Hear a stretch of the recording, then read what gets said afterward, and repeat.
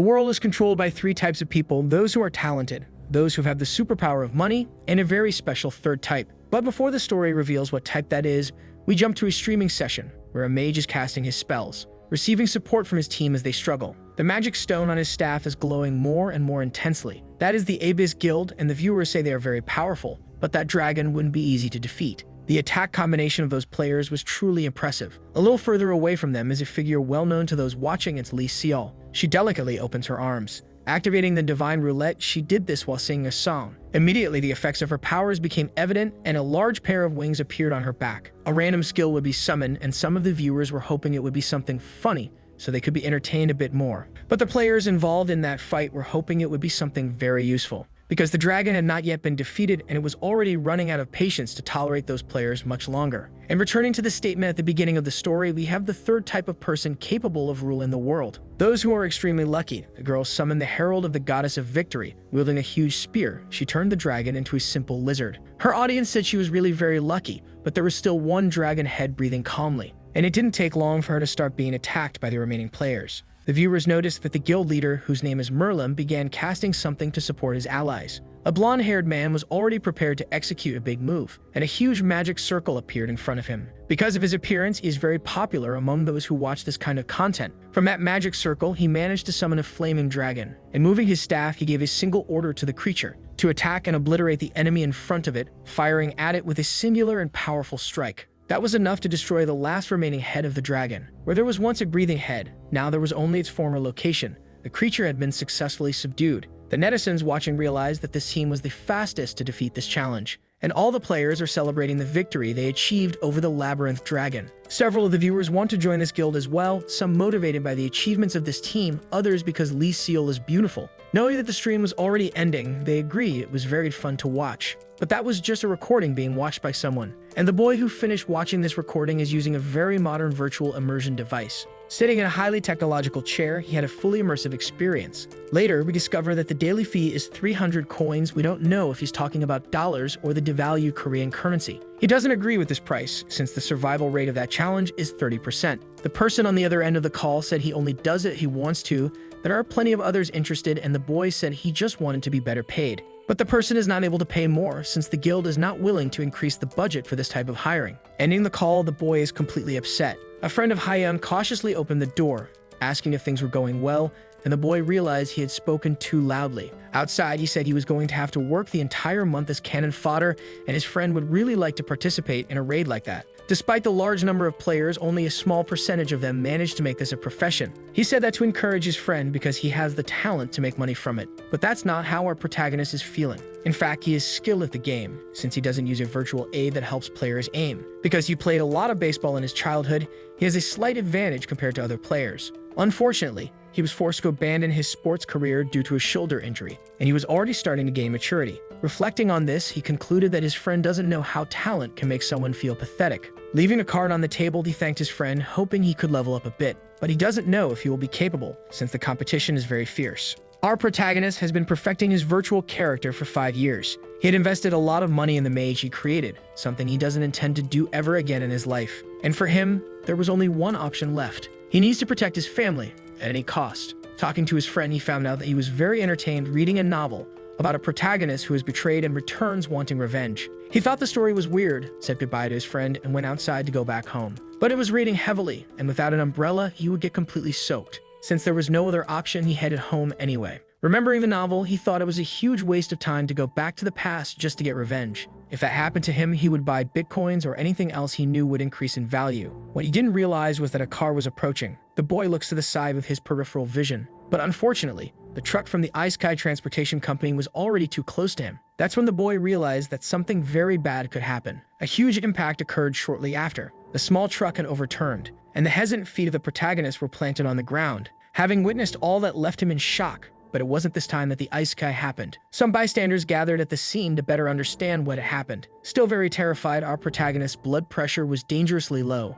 Some people were thinking about the driver's safety and asked someone to call emergency services. While the boy reflected on his bad luck, a live wire came loose from a utility pole. As soon as he stood up, part of the pole fell exactly where he was, and the electrified cable started bouncing through the air. Considering that everything was wet because of the rain, and that water is an excellent conductor, The truck's mission was accomplished. Lying on the ground, the protagonist was thinking that his life was really very miserable. And even so, he managed to reach an interesting conclusion that day. That was his lucky day because despite being electrocuted, the boy was still alive. In the year 2034, a virtual reality game emerged and became a huge sensation.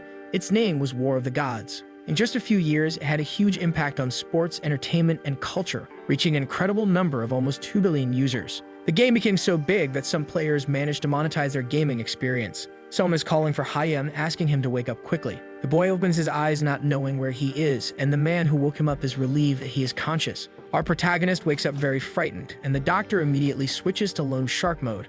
Now that he's fine, he can pay the treatment bill. While going back home, he started to think that his luck isn't that good after all. He ended up having to spend money he didn't have to cover the hospital treatment he received. A truly regrettable outcome, but he tried to be grateful because his body is still functional, and it's the only thing he has in this crappy world. He hopes his family is doing well, but when he got home, he couldn't open the door through the biometric access. For a moment, he was puzzled by what was happening. The day before it was working normally, but now the door refused to open. Revolting against this situation, he said he would move to a different rental as soon as he saved some money, until the door was opened from the inside. A child happily greeted him. It was his niece. That friendly greeting quickly changed our protagonist's mood, who was now very happy to see that child. He asked how her father was, and the man said he was also there. This is the protagonist's older brother. His name is Taewoo, and he needs to use a wheelchair. He said he heard that our protagonist had been in the hospital, asked if everything was okay with him, and the boy said he had just slipped on the floor. His brother was concerned about this explanation, but our protagonist reassured him, saying that if it were something serious, he would still be hospitalized. He said the lock might be broken since it didn't open with his identification. Even though the house was very old, that system is very resistant to malfunctions. Since it uses the same system as the capsules in the game War of the Gods,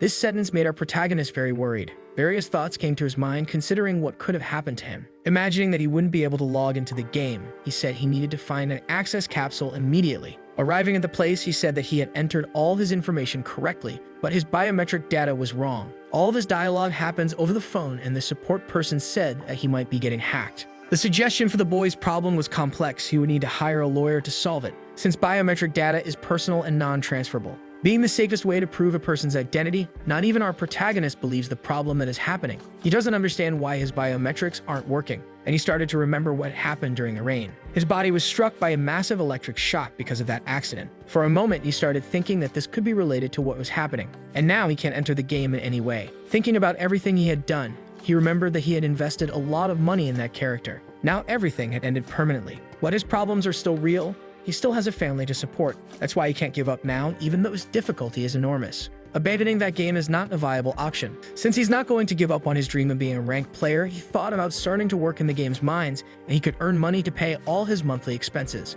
Because his biggest motivation is the family he needs to support, he decided that he would return to that capsule one more time to make money. He still had a character creation ticket, and now he would start from scratch once again. He never imagined that he would have to go through this experience again. The game's first message appears, asking if he wants to participate in the war between the gods. That experience is said to be better than real life. Our protagonist doesn't think it's that different. For those who don't have money, it's impossible to have a good start. His character's name would be Minus. It costs 880 coins to create a simple character, something that leaves our protagonist extremely outraged. Not to mention that all the items in this game are very expensive, and there are still people who want to live a comfortable virtual life, even if it costs a lot of money. While creating his character, he needs to decide which god will receive his devotion. It would be great, our protagonist thought, if things could be a little easier. Maybe he wouldn't be in as much trouble as he is now. He still hasn't been able to get over the loss of his character, since he had invested a lot of money into it. Since he can't pay, his character's items will be selected randomly, only having a lot of money or a lot of luck to overcome that.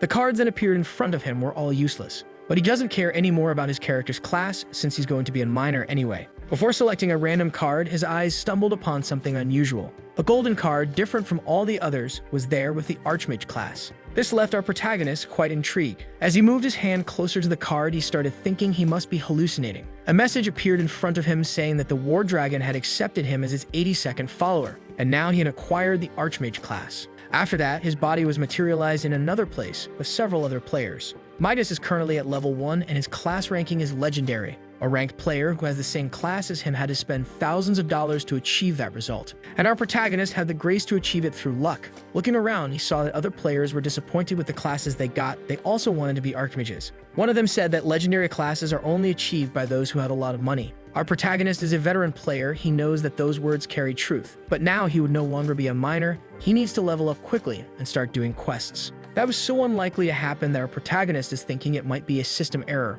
He started the tutorial, thinking he would soon receive a common class like all the other players who don't have money. He even had to wipe his own eyes because until then, everything was happening normally. In the tutorial message, it also sends secret information. He would receive an extra reward if he survived for 71 minutes. Receiving the title of Tutorial Master, a part of the game that none of the players care about. He's still trying to understand what he needs to do to survive 71 minutes. Being impressed by the reward, receiving 10 points for each of his attributes. That was absurd, since he only gets 5 points for each level up. The desperate way he talked about it made other players look at him like he was a madman. He had known that game for several years, but he had never heard of the title of Tutorial Master. Definitely, what was happening to him inside that game was not a system error. He decided that he would record his entire experience, because this is absolutely necessary. In a game where money is so influential, insider information is worth a lot. He is praying to God that nothing in that experience is a dream, hoping that it is reality. Finally, all those players were sent to a very unusual place. There were several monsters waiting for them, and they didn't know how they could defeat them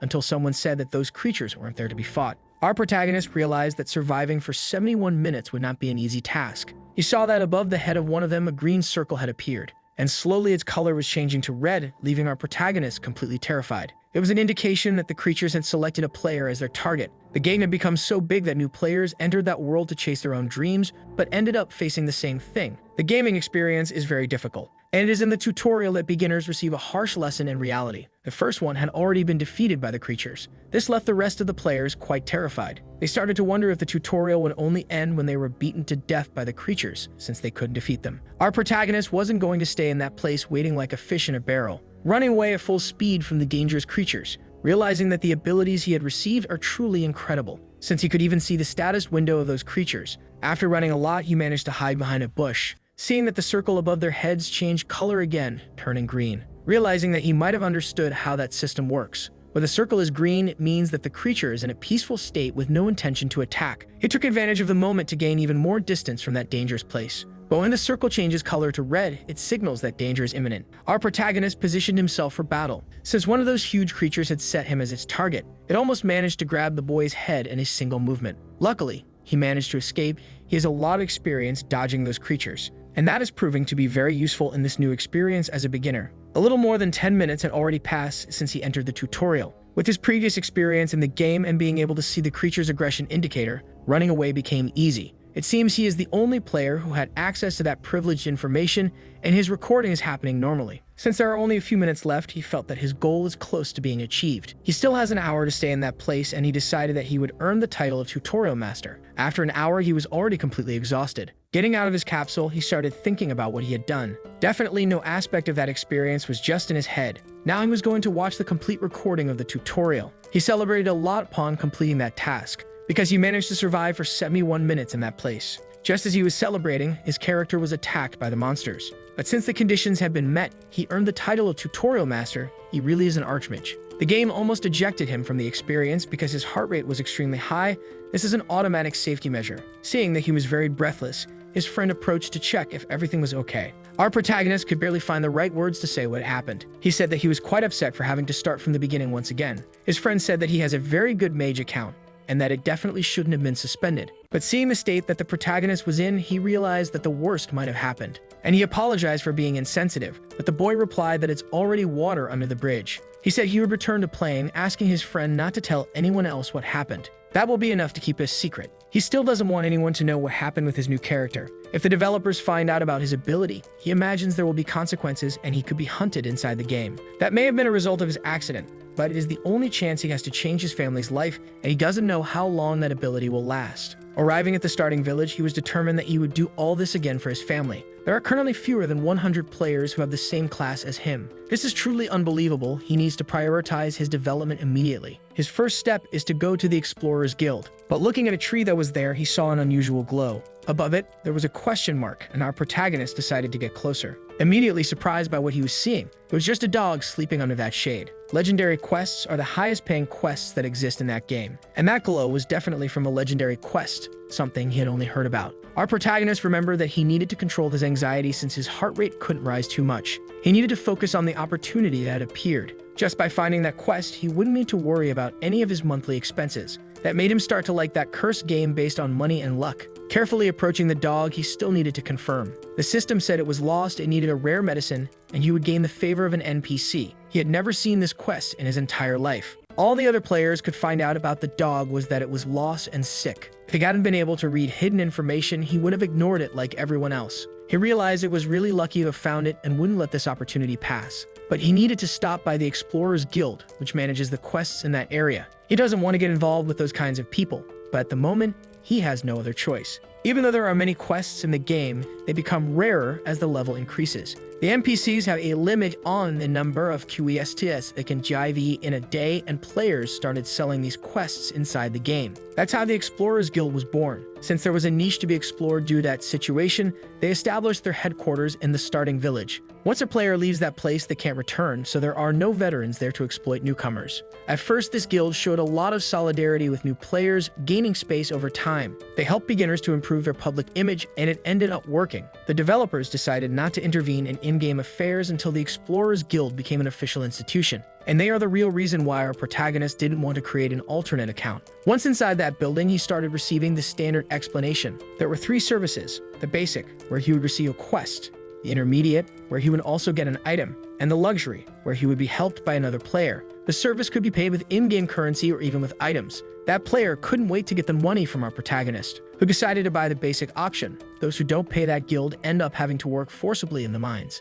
Their influence was so big that it extended into the real world. Those who couldn't pay their debts had to give up their characters. They are true parasites. Our protagonist received a list of the quests with the locations he should head to. A man said that he had received the quest to complete Hayden's task. Our protagonist wants to confirm the information before starting, clicking his finger on that information. Immediately, the screen containing it rose into the sky. He never imagined there was that much information, but his task was already defined. He had found the legendary quest that appeared together with the lost dog. His goal is to keep everything a secret to avoid raising suspicion, deciding that he would start with the easier tasks. After defeating some creatures in the forest, he managed to level up. For him, it was very easy since his stats are high. The system said that the god he serves is watching his actions, giving him an opportunity. He could select a skill. This happens at certain levels, but he never got anything good. But he believes he's still on his lucky streak, hoping to get something very rare. Except those cards didn't offer anything special. Everything he received was completely ordinary, but he's relieved that the attack spell he used before had appeared. Now he can use fireballs for combat, properly prepared to advance,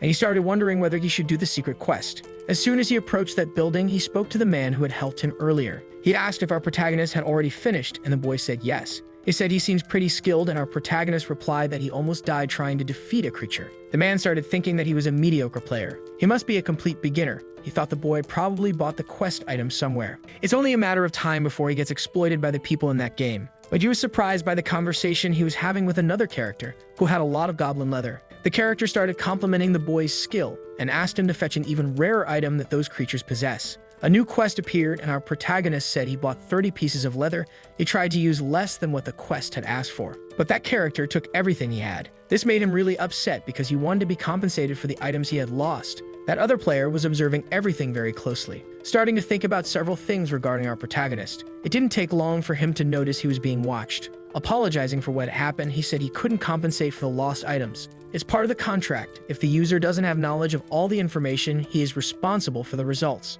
Our protagonist is very upset that he has to solve the problem by himself. He asked himself if everything he does in that quest is really his responsibility. Upon hearing that, he showed that he was quite outraged. He left there upset for having lost 20 pieces of leather, while the other player was relieved because he had escaped a big problem. However, everything is going according to his plan. Nothing will block his path. To get that next item, he really had to put in some effort. And taking it to the virtual character, he started thinking about the effort he had to make, finally managing to get the necessary item to heal the lost puppy, something that made him truly happy. Our protagonist ran to help that little creature, so he could complete the legendary and secret quest. He put a little bit of the medicine in the palm of his hands, giving it to the puppy to drink, hoping to receive a skill card from that. His enthusiasm is so big that he imagines he'll get rich soon. The system said that the dog who had lost its own name will now serve him. Our player received the title of Master of a Divine Beast, words he was not expecting to read upon completing that quest. He was immediately saddened because he couldn't sell that creature, but the little dog was barking at him very happily. The boy started to wonder if that was a wolf pup. He no longer cared about the appearance of the creature, but hoped it had good abilities.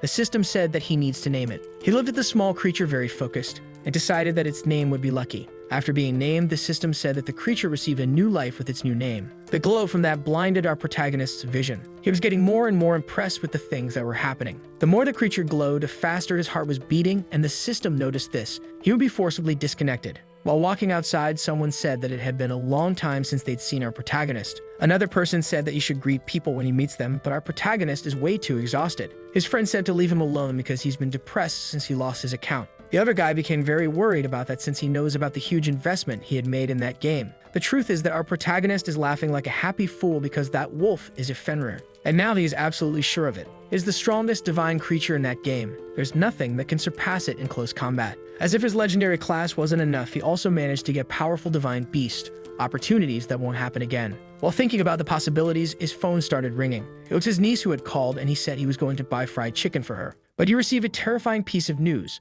Something had happened to his brother. So he rushed to the hospital as fast as he could. His niece was there alone, looking at her father lying in a hospital bed. As soon as he arrived, he found the child crying desperately. Immediately, he picked her up in his arms, asking what had happened, and a doctor asked if he was the child's guardian. She said that his brother's heart was weakened, and his blood pressure had dropped too much, but the situation was not fatal. Since the patient has a pacemaker in his heart, he needs to replace it frequently and go through rehabilitation. And it had been a long time since the last time he went for medical checkups. That night, they had to stay in the hospital. Our protagonist was sitting in a chair while the child slept in his lap. Even while sleeping, it was possible to see the sad expression on her face. That situation was heartbreaking. Everything in this world revolves around money, which is also the root of all problems. He decided that he could no longer hesitate in that game because he needs to change his family's life, and he will take full advantage of this opportunity. In the beginner hunting field, several players are already gathered to gain experience. Seeing our protagonist's creature, some are enchanted because the wolf is very cute. Some manage to identify it as a divine beast cub.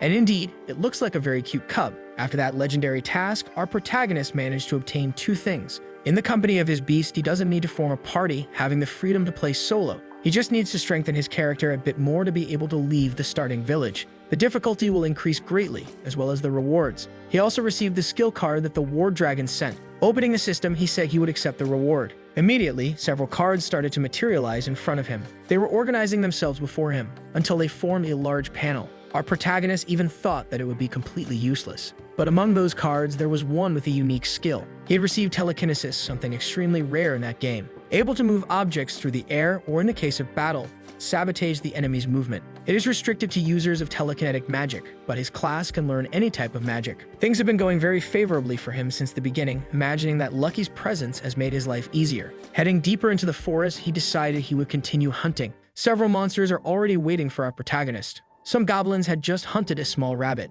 One of the creatures heard strange noises and was immediately attacked by Lucky. The little creature proved to be truly formidable in battle. It didn't take long for it to take down the first of the monsters. The other two tried to attack the little wolf cub, and they were about to hit it with their weapons. But our protagonist is also capable of using fireballs, hitting one of the creatures directly in the face. He waits to see the result of his action, becoming quite excited with the result. Lucky also seems very happy to have contributed to that victory. Those monsters are no longer a challenge for them, but on his other account, it was quite difficult. This is being easier than expected, and our protagonist is thinking about going even deeper into the forest. Looking at the wolf cub, he started wondering if it understands basic commands or if it could be trained. Since those monsters were way too easy, they walked toward the darker parts of the forest. Several crows were perched on a tree. The birds suddenly took flight, leaving the boy very concerned. He knows this can only mean one thing: a boss creature would appear in that place. A system screen confirmed this news. There was less than an hour left until the Goblin Champion appears. In this type of challenge, it's possible to get great rewards compared to the traditional hunting method. The big problem is the difficulty. Only the best players can participate effectively. It's like a star in the sky. Everyone can see it, but only a few privileged ones can reach it. The rewards start with the items that are received, plus the broadcast of the game to others. It's truly astronomical. Our protagonist has a long road ahead. He wants to reach the level of a ranked player. He thought about sharing that information with the community and buying something delicious for his niece, but he became hesitant about passing that information along. Maybe he should take advantage of the opportunity alone. There is no one nearby and he has already wiped out all the creatures in the area. Thinking about all these things, he still doesn't know what the best strategy is. And he needed to think very carefully because this decision is important. Realizing that being greedy in that situation could be beneficial. Sticking to safe paths might not bring the money he needs in the time he has. And he has a huge need to change his reality. He is already tired of depending on others. Much more determined, he decided he would do it himself. He had watched videos of that monster being defeated several times and was already familiar with its attack pattern. He had never tried anything like this alone, but now he has the dog as his companion. While waiting for the time to run out, he is confident that in Lucky's company, he will achieve victory. Together, they will defeat this creature. The two stayed there in the forest, and he had to dig a big hole. Finally, he had completed that small excavation, and the countdown had come to an end. The dangerous creature would soon appear. Our protagonist ordered Lucky to move to the rear. Heavy footsteps start to be heard in that place. The creature's eyes have a threatening glow, but our protagonist remains unwavering and determined. He carefully observes the monster that had appeared. It doesn't take long for the creature to target him, furiously charging at him. Since he already knew its attack patterns, dodging it proved to be way too easy, and the creature's foot hit exactly where he was digging, causing it to immediately fall, falling towards the bottom of that hole. With the creature inside, he threw a flask in its direction. It hit the top of the monster's head. As the liquid dripped down its mask, the creature tried to understand what was happening. And outside, our protagonist was preparing a fireball to hit, striking the creature right in the face. Its attack pattern varies according to its constitution, being a huge barrier for beginner players. Not even players with alternate accounts would attack that creature alone, but there is a way to bypass its attack pattern, making the fight much easier, and our protagonist didn't stop throwing fireballs. The creature is being brutally hit, practically being burned alive. Finally, one of its hands managed to reach the top. The monster managed to escape its temporary prison, but Lucky wasn't there just for show and started biting the creature's hand, making the monster fall once again into that hole. The creature's health was already seriously compromised, and this time it tries to climb out of the hole with great determination, managing to throw itself upwards, and our protagonist realized that the attack pattern had changed once again. He watches closely as the creature keeps gaining height. Moving one of its hands, it started aiming at our protagonist, but its attack was once again interrupted by Lucky, who managed to bite on the neck, throwing the goblin warrior to the ground. The creature was completely incapable of understanding what was happening. That player was too much of a challenge for it, and our protagonist calmly approaches it with a fireball in his hands. In the distance, it's possible to see the campfire he had caused with that attack. He'd received the title of Goblin Warrior Hunter from the system, getting very excited with this achievement. Hugging the puppy with great joy, they celebrated that big victory. But he recognized that this creature isn't as difficult as the ones outside. After winning, he realized it would have been great if that had been streamed. He could have made money and maybe even gotten a sponsorship. While thinking about what he could have done, he saw several system windows popping up around him. Now he has a lot to do, and the War Dragon gave him another opportunity to get cards. While he was looking at this, Lucky noticed something happening. The little creature started barking, and our protagonist saw a red glow in that place. Immediately becoming impressed by what he saw, the mask that the creature was wearing appeared in front of him. It's an item that can be sold for 1 million coins. Meanwhile, outside, he started thinking that the items obtained from defeating strong creatures are really expensive. He would really like to use it, but he needs to pay for his brother's hospital bills. If he weren't so desperate for money, things could have been a little different. Until he received a phone call. It was from the insurance company. They wanted to talk about compensation for the shock he had received. Those words left him completely paralyzed. He stood still for a moment. He said that ever since the accident, he's been anxious and traumatized and would like to talk about it at another time, because he was going through a very difficult moment in his life. Maybe that trauma will follow him forever. Placing his card on the table, he asked to deposit 300 credits into his account. The clerk found the amount strange and asked if our protagonist had gotten any valuable item. Then he remembered the call he made to the insurance company, where he was very convincing about the trauma he had gone through, managing to get compensation from them for what happened. He told the clerk what he had done, who was disappointed with his conduct. He knows that it wasn't the right thing to do, but he managed to get enough money to get through that month, allowing him to focus on his own growth. And time was crucial in the moment he was in. Once again, he went deep into the forest. The creatures were already prepared to receive him, but the fireballs were way too powerful. Those little creatures are being wiped out by our player, who managed to climb onto a branch of one of the forest trees, staying out of his enemy's reach. He saw that this time they were protected with shields. Casting another spell in his hand, he revealed that he was anxious to see if they would be able to block this one. Sending an ice arrow in their direction, it pierced the shield as if it were made of paper. It was so powerful that it resembled the shot of a firearm. While he was focused on hitting the creatures that were fleeing, he didn't notice that one of them was climbing the tree. The monster intended to attack him stealthily, launching its attack toward our protagonist's back, but it was intercepted midway by Lucky's fierce jaws. who managed to knock the creature off the tree, making our player feel very safe with his puppy protecting his back. After finishing off the monsters in that area, they headed to the next hunting ground, managing to obtain the goblin equipment set, which is rare and grants additional strength and magical power. Thanks to his constant hunts, he managed to collect several items. But none of them are unique items like the mask he had obtained. They also don't have any additional effects. Sometimes he just wished that a unique item would fall from the sky. While petting his dog, he started hearing some footsteps in the forest, which were soon followed by a desperate scream. A boy was approaching him, desperately asking someone to help him. Because he was about to be annihilated, a humanoid figure was about to strike him from behind. His weapon struck that player fatally, reducing his health points to 0. It was a group of players hunting another player.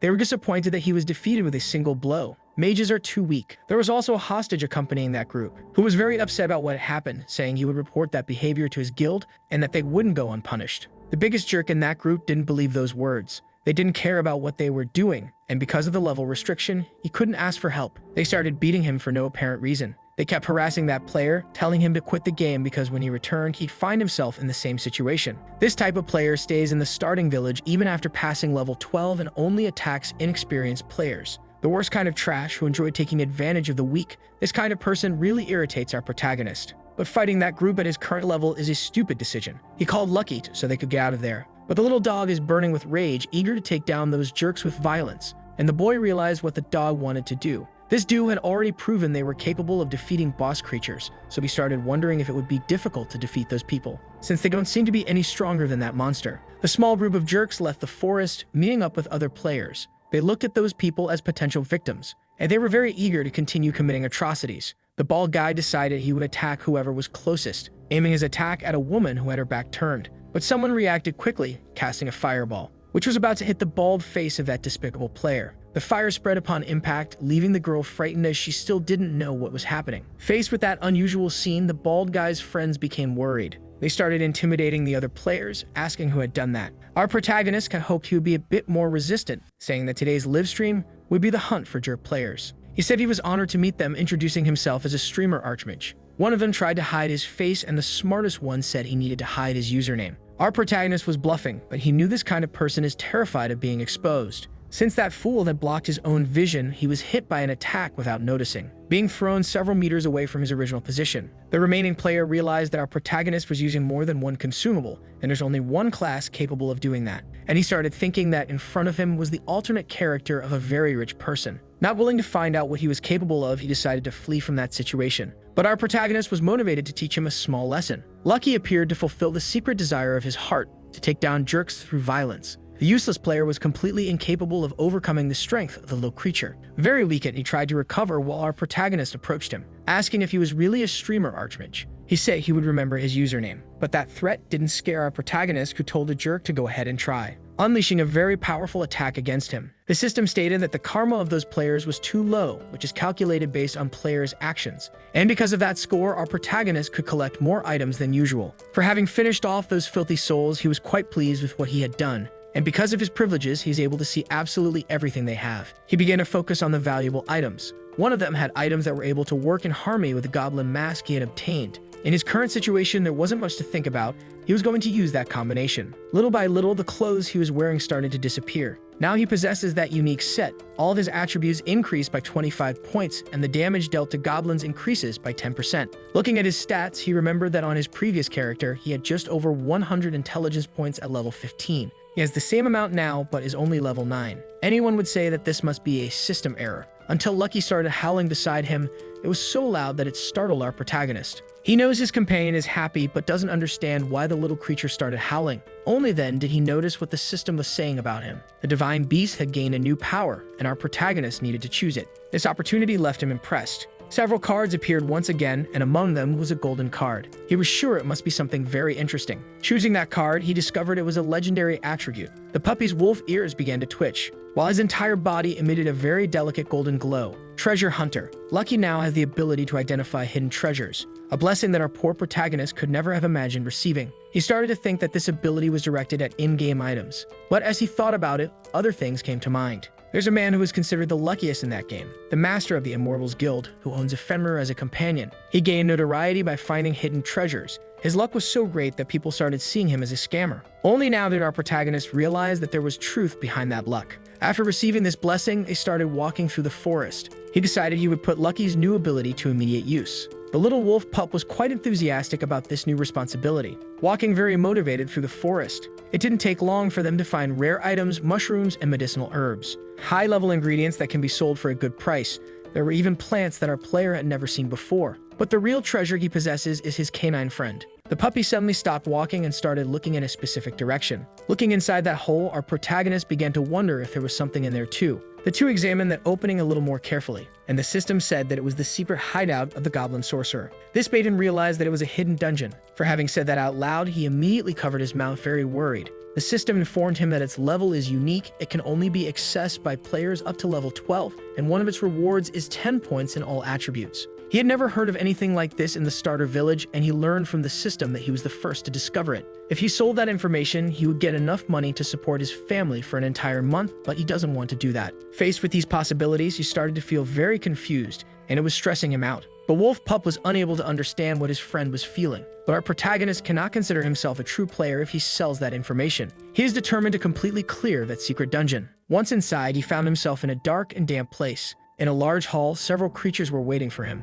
There was also a staff decorated with skulls of monsters from that forest. It belonged to the goblin sorcerer, a creature already at level 16. A purple mist hovered over the creatures. Hidden beneath it, a pair of determined eyes was approaching the first monster. A precise leap was executed. Lucky was attacking the first of his enemies, leaving all the others on high alert because they had been invaded. The wolf pup howled on top of the creature he had defeated, drawing the attention of his enemies. It didn't take long before fireballs started flying through the air, striking the faces of those poor creatures, which ended up making the goblin sorcerer extremely furious. Our protagonist entered the hall, and his presence left the creatures terrified. He was recording the entire experience, telling his audience that he was about to clear the hidden dungeon of the starter village. Starting his attack, he ordered his canine friend to charge at the monsters, and it didn't take long for Lucky to bite yet another one of them. Our boy knows that the sorcerer's defense is low, but he uses powerful attacks to buy time. If he acts at the right moment, that creature won't be a challenge for him. So the boy started running toward the monster. Taking advantage of the time needed to cast its spell, he struck the sorcerer with a knife attack. He was very satisfied with the damage caused by that blow, realizing that the life of the strong is truly delightful. After executing it, he quickly backed away from the creature, because now he was going to use a powerful fire spell, managing to hit the sorcerer with his fireballs. The enemy's health was already at a critical level. Even so, the monster remained determined, furious at the actions of that player. Our protagonist realized that he had almost won, but since the creature was still alive, he needed to pay attention to the next attack pattern. And from what his eyes could see, the next spell being prepared was going to be powerful. The boy really wasn't alone in that dungeon. Little paws kept moving. Lucky bit the sorcerer's leg, causing him to lose concentration, and that made him stop casting the spell he was preparing, giving our protagonist enough time to react. The fire was already flying toward the creature, which was hit once again by the player's attacks. Its lifeless body fell onto the throne where it had rested its entire life. The system confirmed that the sorcerer had been defeated, leaving the pair of friends very happy. Our protagonist ran toward the puppy to hug him, until a sinister voice started addressing him, calling for the human, and the boy looked back. He never imagined that the sorcerer was still alive. Furious, the creature said it had returned. And only now will the war of the gods begin. The sentence it spoke left the boy deeply intrigued. After that, the creature's body began to disappear as if Thanos had snapped his fingers. The way it disappeared was very strange. Our protagonist thought it must be a game bug, but he didn't care about that since he was anxious to find out what he would receive. He had also recorded the entire experience and would make sure to sell it for a good price. While examining the items, Lucky got off his lap. The boy obtained the goblin sorcerer's staff, a unique ranked item that is worth good money. You only need to be level 10 to use it, and its attack power is 31 points, making it a very interesting option for him right now. But there was one piece of information there that left him devastated. He couldn't sell it. That simple sentence had stolen all the joy from our protagonist's heart. He was so outraged that he thought about breaking it, recognizing that this game is a disgrace to humanity. A system window informed him about the creation of the main scenario, something the boy was ignoring, until he finally paid more attention to what he had read. The system had mentioned the main scenario, which made him so worried that he almost lost his underwear. Kim Min-soo is the brilliant mind who created the most perfect virtual reality world, the game War of the Gods. His motivation was only to create a story. He never even thought about making a profit. Eventually, he passed away and people searched inside his game for the true purpose, the main scenario. And this was happening right before the protagonist's eyes. Very excited by the discovery, he started wondering if it was really true. Players had searched everywhere for this, and that information was hidden in the starter village. For a long time, players said it was just a bug, but the truth is that very few had searched in that place. If the starter village hadn't been turned into a miserable place by the Explorers Guild, this would certainly have been found earlier. Now our protagonist realized he needed to take advantage of this chance. He is not going to share this information with the community.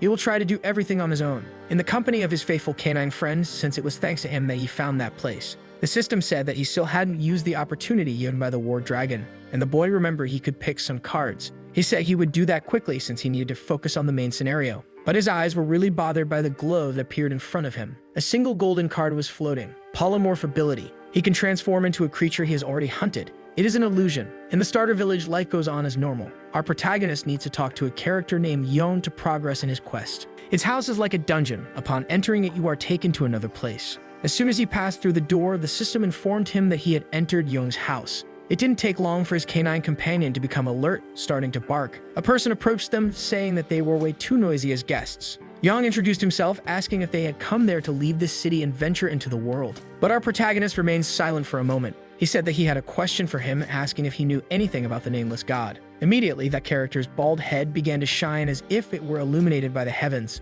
until an exclamation mark appeared above him. Our protagonist realized that he had asked the right question. The bald man began to speak on the subject, saying it was related to those who were lost in the War of the Gods and turned away from the throne. Beings who could no longer be called gods and were forgotten by the stories but left their legacy hidden in that world. Looking at our protagonist, the bald man asked if he wished to know more about the traces of the nameless god. Our protagonist could feel that he was getting closer and closer to the legends, responding that he was indeed interested in learning more about that story and where he could find the traces of the nameless god. Removing a ring from his finger, the bald man said he had searched for this for a long time but was not able to reach the end. But maybe the young man in front of him could achieve a different result, handing him the ring. He said he should meet Sakhalin in the city of Wiga. Just show her this ring and the woman will show him the way. And he wished the boy luck on his journey. The main scenario had finally begun. Those were all the pieces of information that the character could give to our protagonist. Then he asked if he was already prepared to leave the starter village. That made the boy very excited because he was finally ready to leave that place, so he said he was prepared. A magic circle appeared under his feet, making the little puppy very frightened. The bald man wished him success in his future battles, and a great bluish glow shone in the sky of that village. There is one thing that all users agree on: the game only truly begins when you leave that village. In a very large plaza, several players are appearing. Those newbies are happy because they managed to leave the starter village. Some are relieved that they don't have to pay the Explorers Guild. Around that plaza, there are several merchants, and one of them is advertising his fruits. It resembles a real city, and the players watch in awe at its structure. That is the city of Wiga. To get through the crowd, our protagonist keeps asking people to make way. Some people comment on this attitude, saying that our protagonist isn't paying attention to where he's walking. He was heading directly to the shady parts of the city. The ring he received from that bald man has legendary attributes that made him think that he would continue receiving unique items if he kept following the main scenario. Imagining the exorbitant amount of money he would make, he realized that this is truly an interesting scenario. The puppy started barking, and the boy told him to stay hidden because they needed to be cautious, since they needed to reach Sakhalin's location.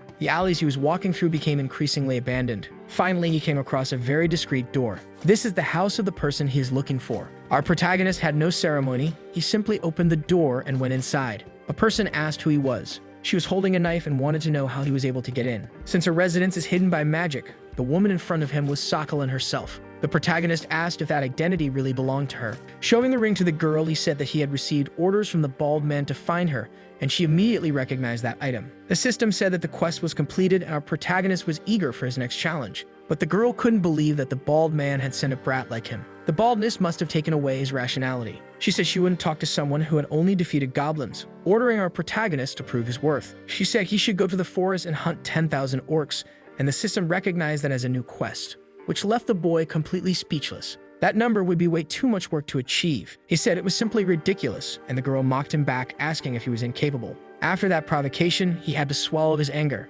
Once outside, he said he would do as he was ordered. While thinking that this doesn't make any sense, imagining it would take months to complete that task. And he has no time to waste, however, he came across his system screen. It was informing our player that he needed to do this to obtain a fragment of the nameless god. Several players are already in this forest. The fight against the creatures is fierce. Shields are absolutely necessary. The huge creature demonstrates its power and fury in an unstoppable manner. The archer told the damage dealer that he needs to take the opportunity while the shield warrior holds the creature. Since the distance was safe, it began attacking it while being watched. Our protagonist finally found the true objective of that task. He needs to defeat all those creatures to obtain the item they randomly carry. But our player has eyes that can see hidden information. He only needs to defeat the monster carrying that item. Fortunately, he has already found that creature. The problem is that it is already being hunted by another team of players. Even though it's a game, doing things this way doesn't please our protagonist, until he noticed something quite unusual. One of those players started disappearing. His teammates were scared. He had been forcibly disconnected because the game has a 5-hour usage limit, after which it forces the player to rest.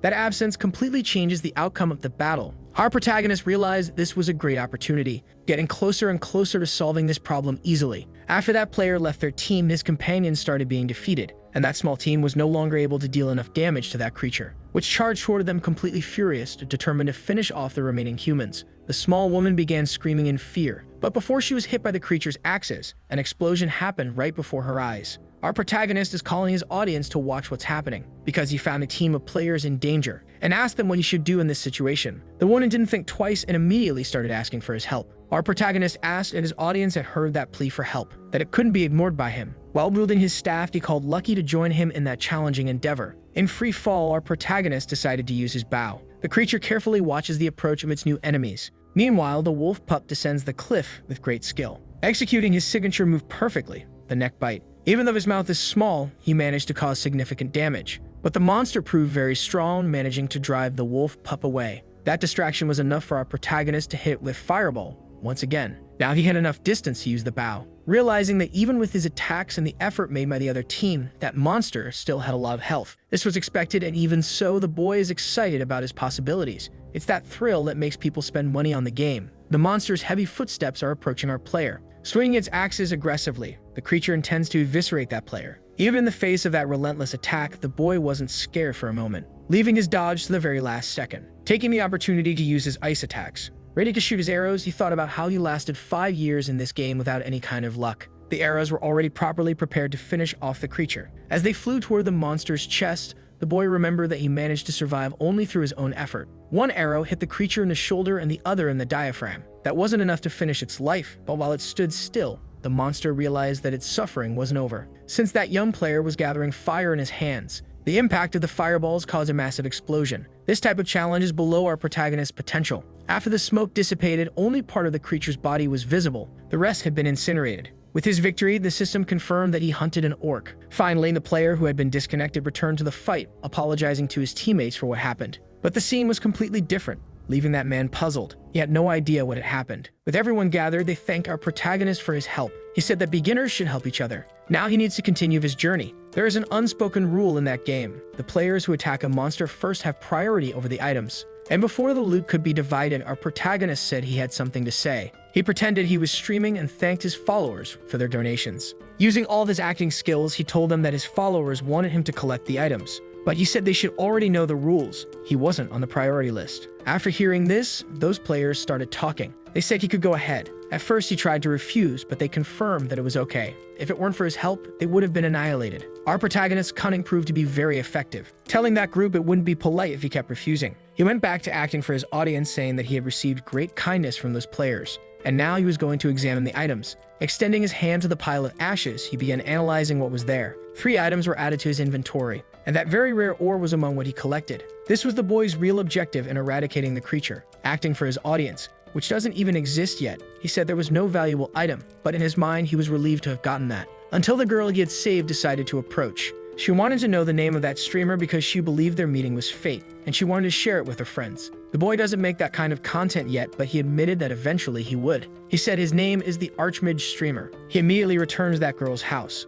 The boy handed her the ore he had found. In disbelief at his efficiency, she said he had gotten lucky, and the boy agreed with that version. Now there was nothing else she could do. Because luck is also a skill, and the system informed the player that the quest had been completed. Thus, he leveled up once more and could receive a card as a reward, something he did immediately. Among them, he recognized a red card. Long Throw, also a unique ranked ability. The spell's damage increases depending on the distance between him and his enemy. That would be excellent for hunting large monsters. While analyzing the card, he noticed that a question mark appeared above the girl's head. Looking at her, he asked what the purpose of that small ore was. She asked if the player knew why it was so difficult to find traces of the nameless god. It's because of the barrier that was established, and only his followers can get close to where the traces are. And she asked if the boy knew what needed to be done to destroy the barrier. Looking at the energy surrounding the girl, he wondered if she also intended to become a follower. And that's exactly what she was going to do, showing him a dark ring made with a fragment of the nameless god. Also unique rank, that item allows its user to cross the barrier of that god. This made our players start thinking about where the altars of that entity were. The girl told him that this journey was going to be very dangerous, but he assured her that there was no danger that could stop him since danger was his middle name. She seemed to like those words. A new quest was unlocked, heading toward the main scenario. He needs to find the hidden altar and discover its secrets. As a reward, he will receive a legendary card. The quality of this reward made our protagonist's eyes pop. Getting a legendary skill card would be capable of completely changing his life. Given the quality of the reward, he thought the difficulty of this task must be impressive. It was the first time he had seen a legendary card as a quest reward. In the company of his canine friend, finding the altar wouldn't be difficult. Even the orc quest would have taken too long under other circumstances, but he was intrigued by the part of the mission that involved discovering the secret. A sudden bark from his little friend startled the boy. The puppy was sitting with a very serious expression. For a moment, the boy was thoughtful until he realized that his friend would help him in whatever way possible. He finally entered that forest. Looking at something peculiar, he began wondering if that was the entrance to the secret altar. It was a small hole in the ground. This had to be a joke. But after everything he had seen, he no longer doubted what the game was capable of. If it weren't for his eyes and his canine companion, this would have taken a long time. He decided to analyze the information about that dungeon. Its level was legendary. He needed to defeat the rotten orc and would receive an additional 3% in all his attributes upon completion. The boss creature must be much stronger than a traditional orc, and only players below level 20 can do it. Faced with this information, the boy began to think, until he called his canine companion to join him, saying that they were going to hunt something else. These words left the little puppy extremely confused. But this player is level 11, and defeating that challenge could be a lot of work. He would return there when he had enough level because he understands there is no need to rush his journey, asking once again for the puppy to follow him. Because now he was going to show his companion what it's like to be the support of someone powerful. A muscular arm full of rage rose into the air. Striking the ground in a devastating way, the force of the impact threw some players far away. That group is desperate, and someone started arguing with the healer. Our protagonists saw their despair, because those people were having difficulty defeating those monsters, and the forest remains as brutal as ever. His first experience with a group of players in that place was very challenging. Soon after that, people with spare money started investing heavily in the game, increasing the gap between those who paid and those who couldn't. He used to hate that kind of person in his early days, but he is sure that now he must be seen the same way by players who don't have much money. Looking to the side, he identified a lone target. He immediately began gathering his ice magic in one hand. His bow was already properly prepared to annihilate that monster, firing his ice arrow toward it. As soon as the creature saw what was coming toward it, it panicked. The arrow managed to hit its shoulder, but the injury wasn't fatal. But that wound was enough to make it drop the sword it was carrying. Our protagonist prepared a fireball, throwing the magic toward the creature. As soon as it touched the orc's flesh, it released a massive explosion, causing our protagonist to level up once again in his journey. In the city, some rumors started spreading that there is a mage in the forest who is massacring the orcs. As if he were a one-man army, the guy who heard this was still a bit incredulous. They also heard that his class is Archmage, and they already assume he must be a streamer. A woman said he's just a rich kid bastard. And that man who was drinking became curious to know who this young man must be and what items he could get if he killed him. The rumors are so many that our protagonist feels his ears burning. But at that moment, there's a creature nearby that is completely enraged. It charges like a locomotive toward the protagonist, and he realized he needed to stay focused. Quickly summoning a fireball in the palm of his hand, he launched it into the air, intending to hit it like a baseball, sending his magical attack toward the creature with great precision. The result made him very happy, as if it were a home run. After defeating that enemy, a bluish light began to appear before him. Receiving the incredible information that he had reached level 20, he immediately started celebrating with his canine friend, even happier because he managed to do this in just 4 days. If he had progressed this fast 5 years ago, all the biggest guilds in the game would be subordinate to him. Since he had gained another level, he was eager to know what card he would get this time, and the puppy barked at him. It was as if the little creature sensed that something good was coming, and if a legendary card appeared there, it would be truly satisfying. But since he reached level 11, the cards that had appeared for him weren't very useful. As soon as he finished thinking that, both he and Lucky were shocked by what they were seeing. In the real world, outside of his capsule, someone started shouting that they had gotten something unique. The noise was so exaggerated that it started disturbing the other players. The blonde guy said he had gotten a unique ring and was so happy that he would pay for his friend's lunch. One of them said it had been a while since someone had obtained a unique item. Looking at our protagonist, who was sitting, he asked if he wanted to order something to eat too. The boy's expression was completely depressed, saying that he wouldn't order anything. His friend witnessed that and was left speechless because he was worried, and our protagonist asked to be sent back in once again. His friend needed to prepare the capsule again. As the capsule was closing, He was impressed that his friend was refusing free food. Something insane must have happened to him. That skill card is incredible. Dignity of the Legendary Dragon. Targets around the user receive 10% more damage, and the area increases with the user's level. He is so happy that he can't control his own expressions. With the throw, he is able to increase the damage he deals. And the dragon's dignity increases the damage received by all enemies within the area of effect, meaning every player who joins him in battle will receive an additional 10% attack boost. He has definitely become more useful than the average player. He just needs to join any team to ensure success. But if that were his greatest desire, he would have already joined a guild. He is determined to make so much money that he will send his niece to art school and then move to a huge apartment where each of them will have their own room. Looking at the cup, he said that it doesn't understand anything it heard, but keeps reacting very well. Now they have returned to the entrance of that dungeon. Our protagonist opened his inventory window, equipping the ring that was made from the fragment of the nameless god. He needs to use this item if he wants to open the entrance to the dungeon. Putting his whole arm inside that hole, he realized it was quite deep. Opening his hand, trying to find anything that could be useful to open it, until the ring started reacting to something. He was feeling the connection between the item and that dungeon. Because of the link between the item and the dungeon, our protagonist managed to make the entrance reveal itself. The pieces of earth were moving aside, causing a small earthquake, and in the middle of the two sections, a staircase emerged. What was once just a small hole had now become a complete passage to the underground. Seeing all that transformation, the boy was very pleased. Inside the dungeon, they started fighting creatures, and luckily he was able to dodge quite skillfully, while our protagonist remained at a safe distance to use his long-range spells, hitting a fireball straight into that orc's face. With that, they had already defeated 22 creatures. If he were streaming, he would have already received some donations, but he still isn't ready to reveal himself to the world. Looking around the area, he found something interesting.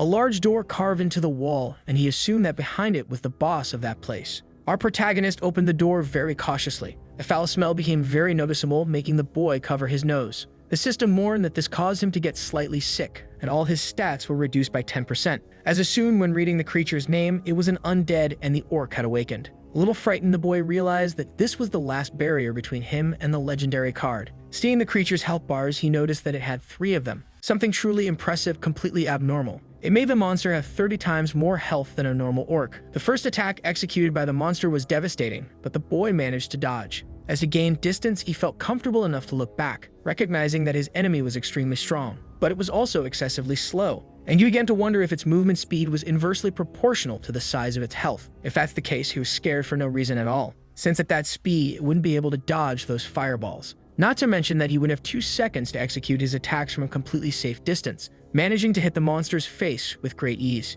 Even though the attack was direct, the health removed from the creature wasn't that significant. Indeed, that was the dungeon boss, and the boy might end up taking a long time to defeat it. But that's the only difficulty he will face, because the creature's defeat is certain. After a long time, the place was destroyed. The wolf cub was completely exhausted. Our protagonist managed to win, receiving the titles of the one who does not retreat, nerves of steel, and sharpshooter, in addition to receiving a rune. The girl was amazed that he managed to find the fragment of the nameless god and did it very quickly, but he had something to say. Before he could tell her, he received a skill book as a gift, but she said that the information might be too dense for him at his current stage. He tries to say that this is not the problem while storing the book in his things. Even though he likes quick progress, he would like to be heard. She was already aware of the player's question. He wants to know more about the last words the rotten orc had left. After the battle ended, the boy was analyzing what he had received. The creature's body rose, calling its slayer a worm, which almost made the boy have a heart attack. And the creature understood what he was searching for there. This is already the second monster that starts talking after being defeated,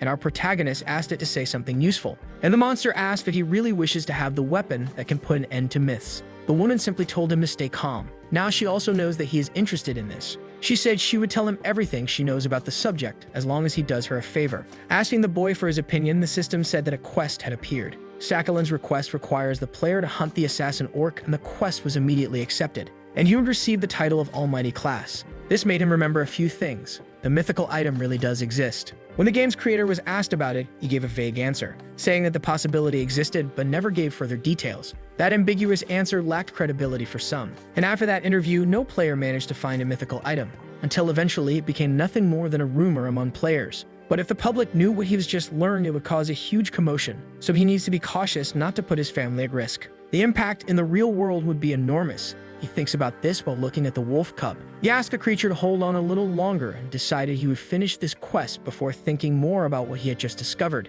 Inside his house, the boy holds his cell phone in his hands. He is reading some forums looking for information, learning effective strategies to achieve victory. The reward for winning is also good. There is also a reason why this creature is so hunted by players. It has become a trophy, a sign that the newbie who managed to defeat it has great potential. It's practically a prerequisite to be seen as a good player. Compared to the other monsters, the difficulty to defeat it is excessive, and now the boy has gathered a lot of information. Enough to know that he's not able to defeat it alone yet. Maybe he will have to find some allies to take it down. While he was deeply focused thinking about this, his brother approached, wanting to know why he was so concentrated. He said it was nothing, that he was just working. But it doesn't look like that, his brother said. Sensing that he might be worried, a protagonist told his brother not to worry because things are going very well with his work. He should smile more and worry less about him. Only then did the older brother reveal his biggest concern. He doesn't know if our protagonist will ever manage to get married. Standing up from the chair, the protagonist said that his brother is worrying too much. He should think about his own daughter.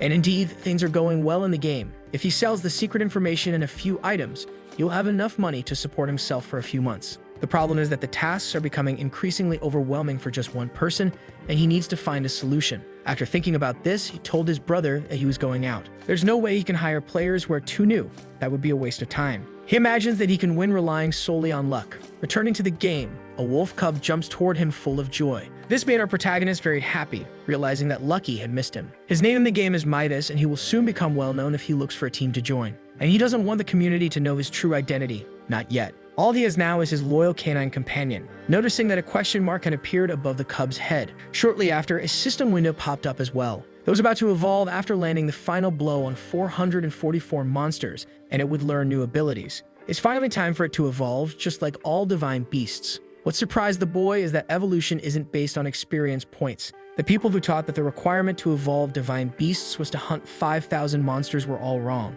Realizing that it must be the approximate number of monsters needed for the final hit to happen based on probability. This is also very valuable information, something he will sell soon. Hugging the dog very affectionately, he said that it is a big and fluffy Lucky Charm. He decided he would help it evolve since the cub is already able to defeat orcs, and it's going to get much stronger. And you'll make a lot of money with its unique reward ability. The two ran toward the forest while the boy said that Lucky is going to evolve. They won't be able to reach that number overnight, but they need to try to do what is possible, finding in the forest the first target of many. He would take the opportunity to also put into practice the skills he gained from Sakhalin. While gathering a fireball in his hand, he was thinking about the skill he gained after the dragon's dignity. Until now, he had been throwing his attacks carelessly. But maybe he will start taking this seriously from now on. The dragon's eye allows him to see the target's weak spot, causing critical damage. The protagonist is eager to understand the full extent of this skill. This game doesn't assist players with aiming, so accuracy is important, but in practice, you only need to reach the minimum. Since it doesn't matter which part of the monster is hit, as long as it is hit. But this concept no longer applies to the protagonist. He activated the dragon's eyes as well as the throw.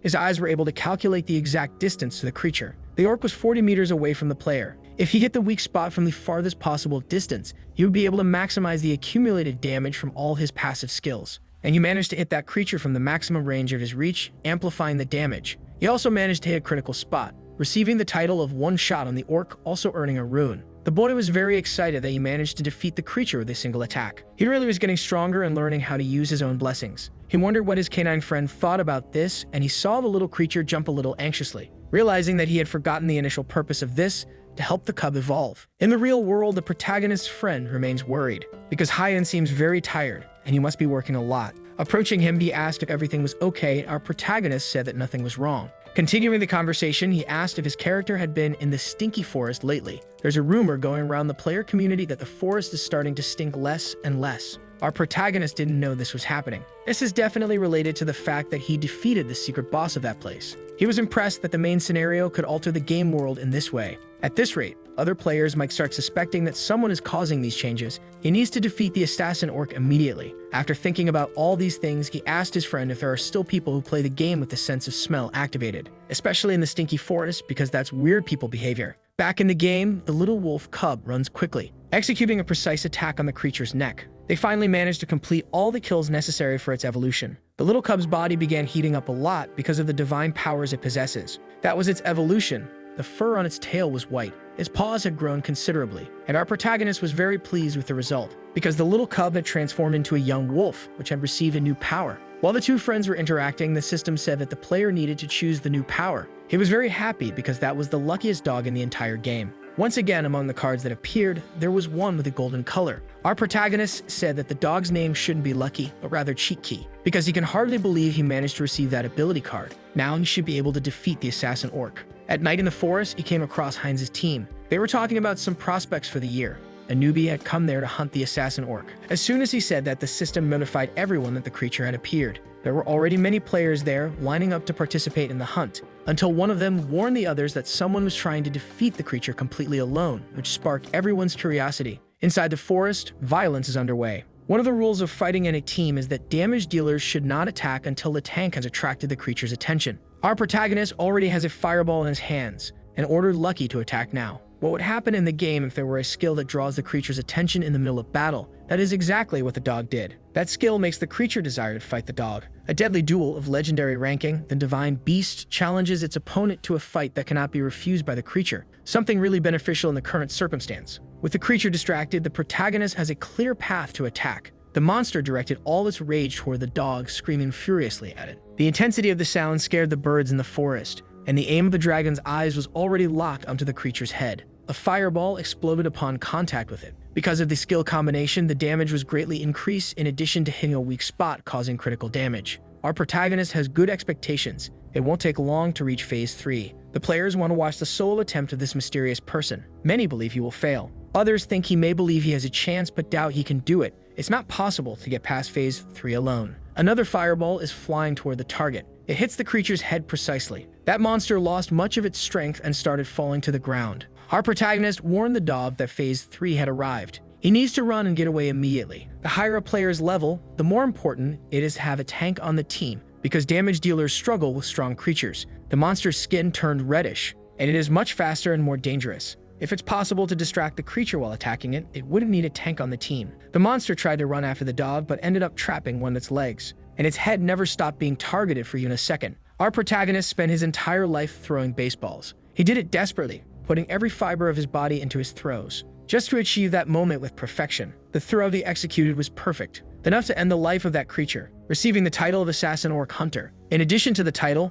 the one who can solo the Assassin Orc, he also managed to level up one more time. Truly formidable rewards. Now he needed to run. Arriving in the city, he went straight to that woman's house. She was once again surprised by the speed with which the task was completed. She expected him to take longer. Not to mention that he doesn't seem to be injured. Putting his dog on the ground, he praised its performance in the mission a lot. If that was challenging for him, the woman said he doesn't need to know about the Almighty. But since he completed the quest, he should be rewarded anyway. And one of the rings on her hand started to glow, until it began flying through the air toward the protagonist, and he managed to catch it with one of his hands. That is Sakhalin's ring. It increases all stats by 20 points, increases attack by 5 points, and boosts health and mana by 25%. The item cannot be sold. The attributes are those of a very good item, leaving the boy impressed. He crouched down carefully to show the ring to his canine friend. The woman asked him to stop being melodramatic, saying they would now get to the main point. This made the boy pay more attention. After the gods began using the creations of the world to wage their conflicts, countless followers went to battle to defend the gods they worshipped, and some managed to achieve legendary reputations.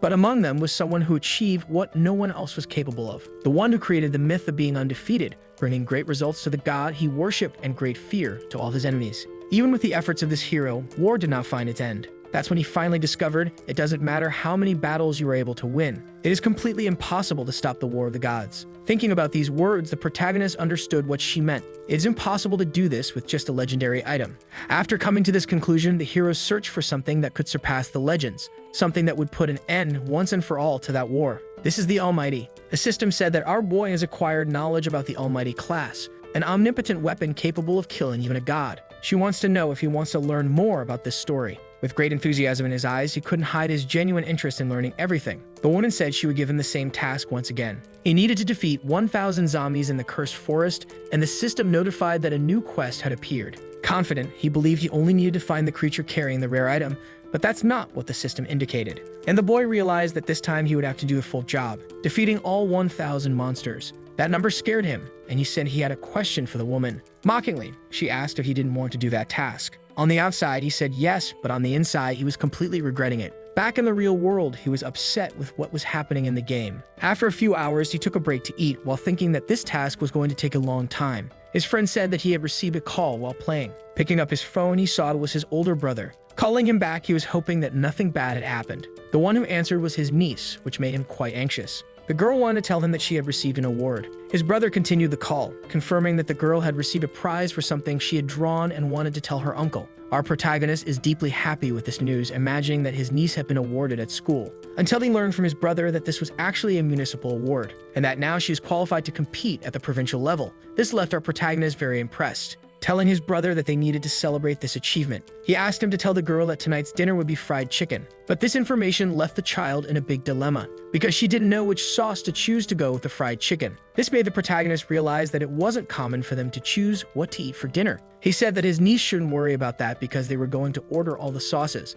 That brief phone call was the motivation he needed to defeat all 1,000 monsters. His friend was moved by the dedication he saw because he believed that the protagonist had his account suspended and had started again from zero. Receiving a notification on his phone, he saw it was a new video about the game. The next day, our boy returned to work a bit more. He greeted his friend, who was already sitting in an armchair. As he was a bit distracted, he responded a little anxiously. Our protagonist was curious about what he was watching on his phone at that hour of the morning, and he said that a recent video was among the trending topics. This increased the protagonist's interest in the subject even more. It was about a rich player who managed to defeat a powerful boss alone. Our protagonist vented, saying that the rich ruined this game and that it kills the experience. Only then did he realize it was about the assassin orc, and people were talking about him. This left him very scared. He had to watch that video too. The girl presenting the content was talking about the news, about the player who managed to defeat the assassin orc without the help of others, revealing that the game favors those who can pay. Through the video recording, they noticed that he used the divine beast as a tank, and some players don't agree that this counts as winning solo since he used the help of the divine beast. The views on the video keep increasing. Our protagonist tried to be as discreet as possible, but that wasn't the result he achieved. If he had known the news would be this popular, he would have provided the video to the internet himself. He started thinking about whether he should leak some of his content from now on. The protagonist's friend also agrees that the problem with the game is the rich who can buy game-changing equipment. Our protagonist said that this player might be a good person and that wealth doesn't determine someone's character. But his friend reminded him that the protagonist used to say the rich should be hit by a truck or struck by lightning. Realizing his contradiction, the boy started sweating cold. With no way to continue that conversation, he said he was going to start playing and was heading to one of the capsules. The cursed forest is so dark that a single wrong move can leave the player surrounded by dangerous creatures, and our protagonist has his bow in hand. He fires his arrow in a place that many players chose to ignore. He managed to hit the monster's weak spot. He is hunting zombies. Because he has the dragon's eye, it's not that difficult, and by firing so many ice arrows, his skill is improving. So far, he has managed to defeat 74 creatures. He's a bit behind the goal he wanted to reach, but he keeps being delayed by the dog. The dog frequently gets distracted by the smells it senses in the place. The animal started staring at one of the trees there, but our protagonist wished it would ignore those things for a moment, going toward the herbs it had found, which are worth 20 coins. Once he found the item, he wouldn't miss the opportunity to collect it because he loves making money. The dog found something else in the forest, and judging by his canine friend's reaction, it doesn't seem like he just found an item. In the middle of a clearing, a person is lying on the ground. Lucky approached him. The man was very weakened. This is a character our protagonist had never encountered in the game before, and he asked if he was okay. A little disoriented, the bald man asked who our protagonist was. He had to think about what answer he would give him, until he said his name was Midas, and that he was an explorer from the city of Wiga. If that man was looking for a stolen or lost property, or if he needed a bodyguard to reach the next city, our protagonist would gladly take on that role, making himself available to help him with whatever he could, saying that he expects nothing in return, while thinking intensely about the money he could make. All those words left the bald man quite confused. He thanked the offer, said his name was Yoshi, and said he didn't want to be rude, but there was no one there to ask for help. An exclamation mark appeared above that character's well-lit forehead. He revealed that he needed 100 fragments from those cursed zombies. A quest appeared with a unique ranking, whose reward was a card book. The bald man wants to know if our player will help him, and while picking up the plant the dog found, our protagonist said yes. When the third best player in the game was asked what was the best way to gain experience, he said it was very simple. Just have unique and legendary quality items and skills of the same category, then defeat monsters at least 10 levels higher than the player. And do all this completely alone, which is almost exactly what our protagonist is putting into practice. He managed to level up one more time. After a while, he managed to defeat 200 creatures. He didn't imagine leveling up would be this easy. Between one kill and another, he always thanks his canine friend for all the help. He said he was going to rest a little now, which made the dog sad. He immediately picked him up in his arms to pet him, but the dog got distracted by something it sensed in that forest. The protagonist jokingly commented that he almost disobeyed his master Lucky. He ended up meeting a character named Jack, who asked to be found in the city to reward him, giving the boy a rare level quest. He knows that the Cursed Forest is not a very popular place among players, but he found it strange that he hadn't encountered any other players since it wasn't as harsh as the starting village. The Explorers Guild should have influence in that place too. Yet on the way there, he didn't meet anyone from that guild, which left him quite discouraged. The dog was already near him, barking happily. It was time to get back to work. In the city of Wiga, the character was impressed with the protagonist's achievement in managing to defeat all those zombies. Now he would give him the promised reward. In an alley, the boy put the dog down and said they would do all the options and collect all the rewards before leaving. That particular card seemed very useful, increased the attack of all fire spells and reduced the casting time. And he wanted to know if they should use the unique card they received from Yoshi. Immediately opening the card book, a large wall of them formed in front of the boy. After several hours of playing, his capsule began to open. His friend said he played a lot that day, barely having time for breaks. But he was worried that he had stayed for 4 hours and 44 minutes because 4 is a very unlucky number in China, and asked if anything bad was happening. Our protagonist said he felt like he was going crazy and wanted a bit of space, because he was going crazy with happiness. The last time he played, he got the Ballista ability, which can be sold for 13,000 coins. As the name suggests, it increases magic attack as long as the caster doesn't move, reducing the spell's cooldown time. It can cause huge changes in combat just by staying still in the backline. This ability has great synergy with Dragon's Eye and Throw. He started receiving some private messages because of the video he had posted of the battle with the assassin orc. One company wants to establish a contract with him, and another wants the exclusive rights to the video, and these aren't even the only proposals. The companies are desperate to get something. Seeing an offer of just 100 coins for the video, our protagonist felt offended. Because you believe it was worth much more, only then did he realize it was actually 10,000 coins. The first thought that came to his mind was that this was nothing but a prank, but he started to analyze the content of that message better. It was from the Rising Star channel, which believes in quality instead of valuing quantity. They have excellent videos and very good publicity, managing to gain many subscribers in a short time. Their most important area currently is focused on rising newcomers. If he accepts this contract, he won't need to sell the Ballista. He decided that he would reply to them. Inside a company building, they were discussing whether it was worth buying that video. The company's president asked where the secretary had graduated from and learned it was from a famous university. He believes that the skills of the mysterious archmage who is streaming are not exceptional. Thinking that he achieved it through money, he must have spent a large sum to reach that level. This is the president of the Rising Star Company, Park Yeon-jun. What makes him curious is the desire to understand the reason that motivated someone to spend so much money. His employee wants to better understand that statement. If he had paid for a service to gain levels, he would have leveled up very quickly. Even so, that player does everything alone. That's what he would like to figure out if the secretary doesn't know how to answer either. To the president, the player does this because he wants attention. Someone so desperate for attention wouldn't reject an offer from them. Asking his employee how the player would react, he heard that the player would certainly accept the proposal. But he asked the secretary what else he would do, saying he would be willing to meet him for a meal and drinks. The closer they get, the higher the chances of the proposal working. Considering the amount of money he must have spent, this player must be a multimillionaire. 10,000 is nothing compared to the chance of getting close to someone like that. The secretary noticed that their email had been answered. The company's president is sure the player will present himself as someone very important from a big company. And the secretary said he was right. That made the president even more confident. Now he wanted to know what the reply said. The secretary said that their proposal is being very well analyzed. Hearing this left the president relieved, because he is eager for his company to absorb the potential of that prospect. Inside the forest, our protagonist attracts several creatures, aiming at their weak points. Without leaving the spot he is in, he used the ballista skill, increasing the damage of his attacks. The first impact happened, and the applied damage was maximized to the limit, a result that left our protagonist very enthusiastic. He managed to eliminate all the creatures that were there, completing the mission in progress, returning once again to that woman's house. She wants to know what went through the boy's mind while he was defeating 1,000 monsters. He first told her that the stench from the stinky forest came from the creature he defeated, and that made him think about something. Maybe the cursed forest had always been under the influence of the nameless god. For reaching that conclusion, the woman praised his line of thinking. That pattern is a bit obvious, and the boy is expecting to receive a quest to defeat the monster that must be maintaining the curse on the forest. And she said that he must figure out why that place is cursed, making the boy immediately ask for the next reward. As soon as the system recognized the new quest, she asked him to go quickly. But our protagonist had some questions to ask. He told her that he worked really hard to defeat all the creatures. Even with that venting, she doesn't seem to care about the boy's exhaustion. Her reaction was so unusual that he even thought it might be a system error. Placing his hand on the doorknob, he said it was time to leave. Before he could leave, she said it was very clear that he was going to have difficulty,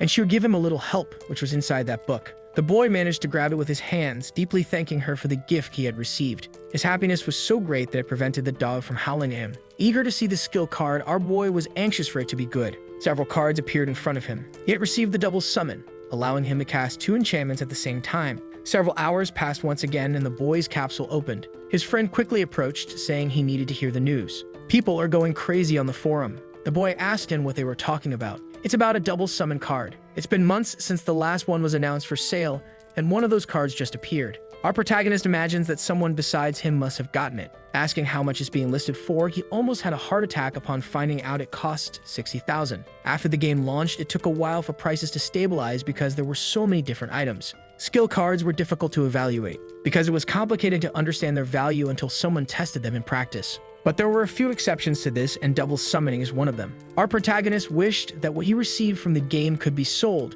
If that were possible, he would suffer a lot while deciding what to do. It didn't take long for him to see another email arrive. Inside the company, an employee asked if they should send it here. The new contract model for the videos of the mysterious Archmage. They offered almost 13,000 coins for the video where he defeats the sorcerer. Completely relaxed, the president has his doubts if this was really impossible. Faced with his disbelief, the secretary also agrees with this since it could indeed be impossible. But he believes he has figured out the protagonist's personality, predicting exactly how he will act. Certainly, he would not refuse that offer. Soon, he will spend almost 60,000 on items and skills, until it becomes a matter of time before they develop a relationship where both will want to spend on each other. The secretary asked why they offered almost $12,950 instead of $15,000. He doesn't want the boy to get the impression that he's worth more, so he sets such a specific number, assuming that our protagonist will think they are doing their best to pay what they can. All of these are techniques he learned in college. Back in the game world, our protagonist is wearing the orc outfit, activating passive effects. That was the set of equipment he always wanted to have, but it was too expensive. If anything happens, he can sell it in the future,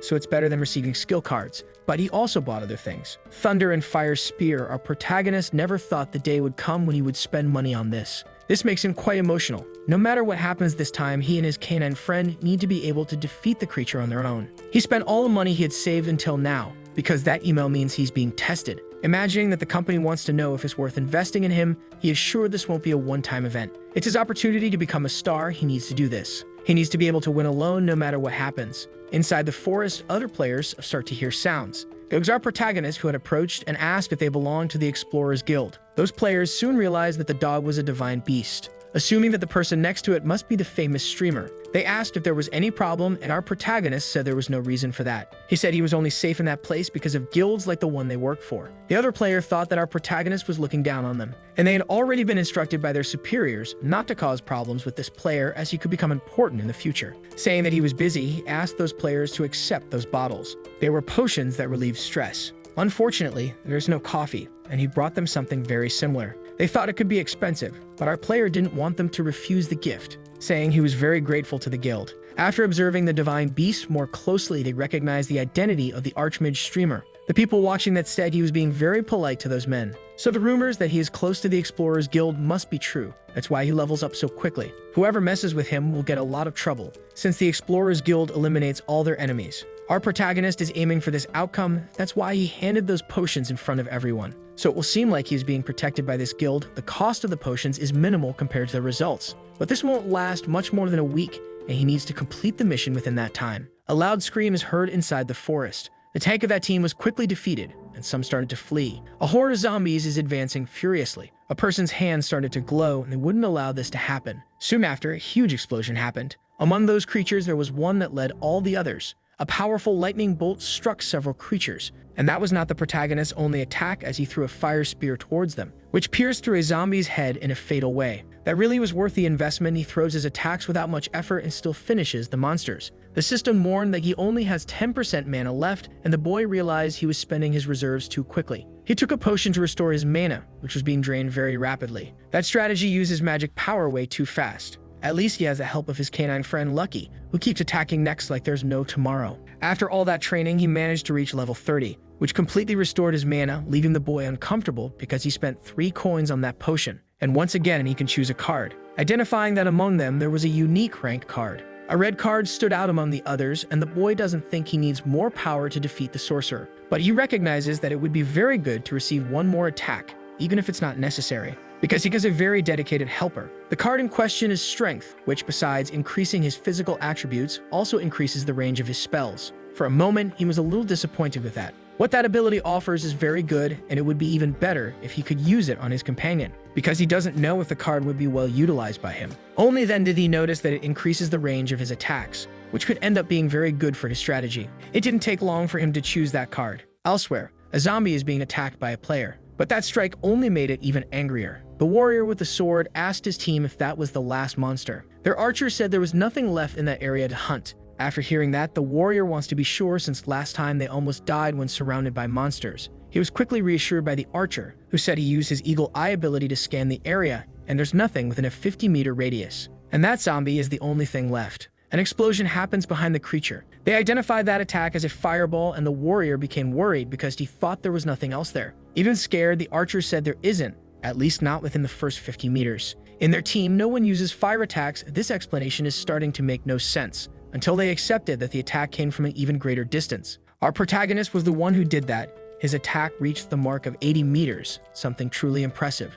since he wasn't expecting the ability to increase his range that much. The dog is not left behind and continues attacking the zombies. The animal was also benefited by the skill card. Maybe our protagonist needs to recalculate everything he has, since now he is capable of attacking monsters at a distance of 100 meters, depending on the dog's physical attack. He realized something quite interesting. Maybe defeating the sorcerer will be an easier task than he was imagining. That group of players started interrogating a mage they had found. They wanted to know if he was the one who had stolen that creature from them. The player said he didn't do anything and that all he was doing was hunting the creatures in the area he was in, and the archer told his companion to stop wasting his strength. But he was very upset with what had happened, since there is no one in that area capable of killing these monsters with just one attack. A little further away, they are saying that the Archmage streamer will try to defeat the sorcerer alone. The fame of our protagonist is starting to spread among the players who are already eager to witness his feats. Those two random players were very intrigued by the words they heard. Our protagonist started recording and began thinking about the words he was going to say. He introduced himself to the audience he has.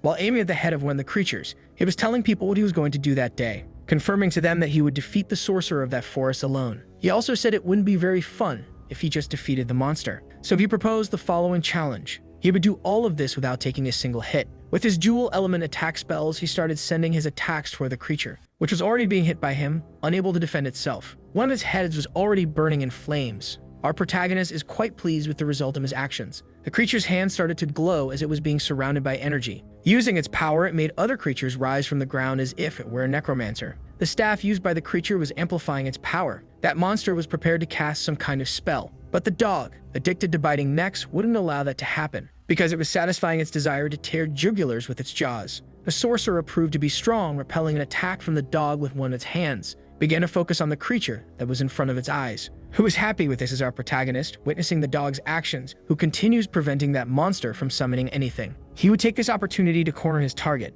destroying the creatures that had just been summoned. Those that are less dangerous have already been eliminated and used far enough from the target creature. Using the dragon's eye, he confirmed that the distance between them is 60 meters. He told his audience that from this point on, he would simulate a stationary cannon, since he was using throw and ballista while preparing to throw fire spells as if they were baseballs. It didn't take long for his attacks to start hitting that sorcerer, who once again began to burn with his flames. During the attack, the boy noticed something happening nearby. The player was lying on the ground scared, and that group that was hunting in the forest is hiding in the trees, afraid of being noticed. Their friend apologized because he was too impressed by what he saw and was advised by the others to hide as well. They believe that our protagonist hasn't noticed them, and since he is a heavy damage dealer, they are very scared. They want to take the opportunity to get the items received from defeating the sorcerer. The archer would be the one to land the final blow, and the sorcerer continues engaged in combat with the protagonist. Stating that the monster was already close to entering the third phase, he told the archer to pay attention because when it starts using zombie gathering, that will be their opportunity. This is the creature's most powerful technique, which will gather all the zombies in a large area.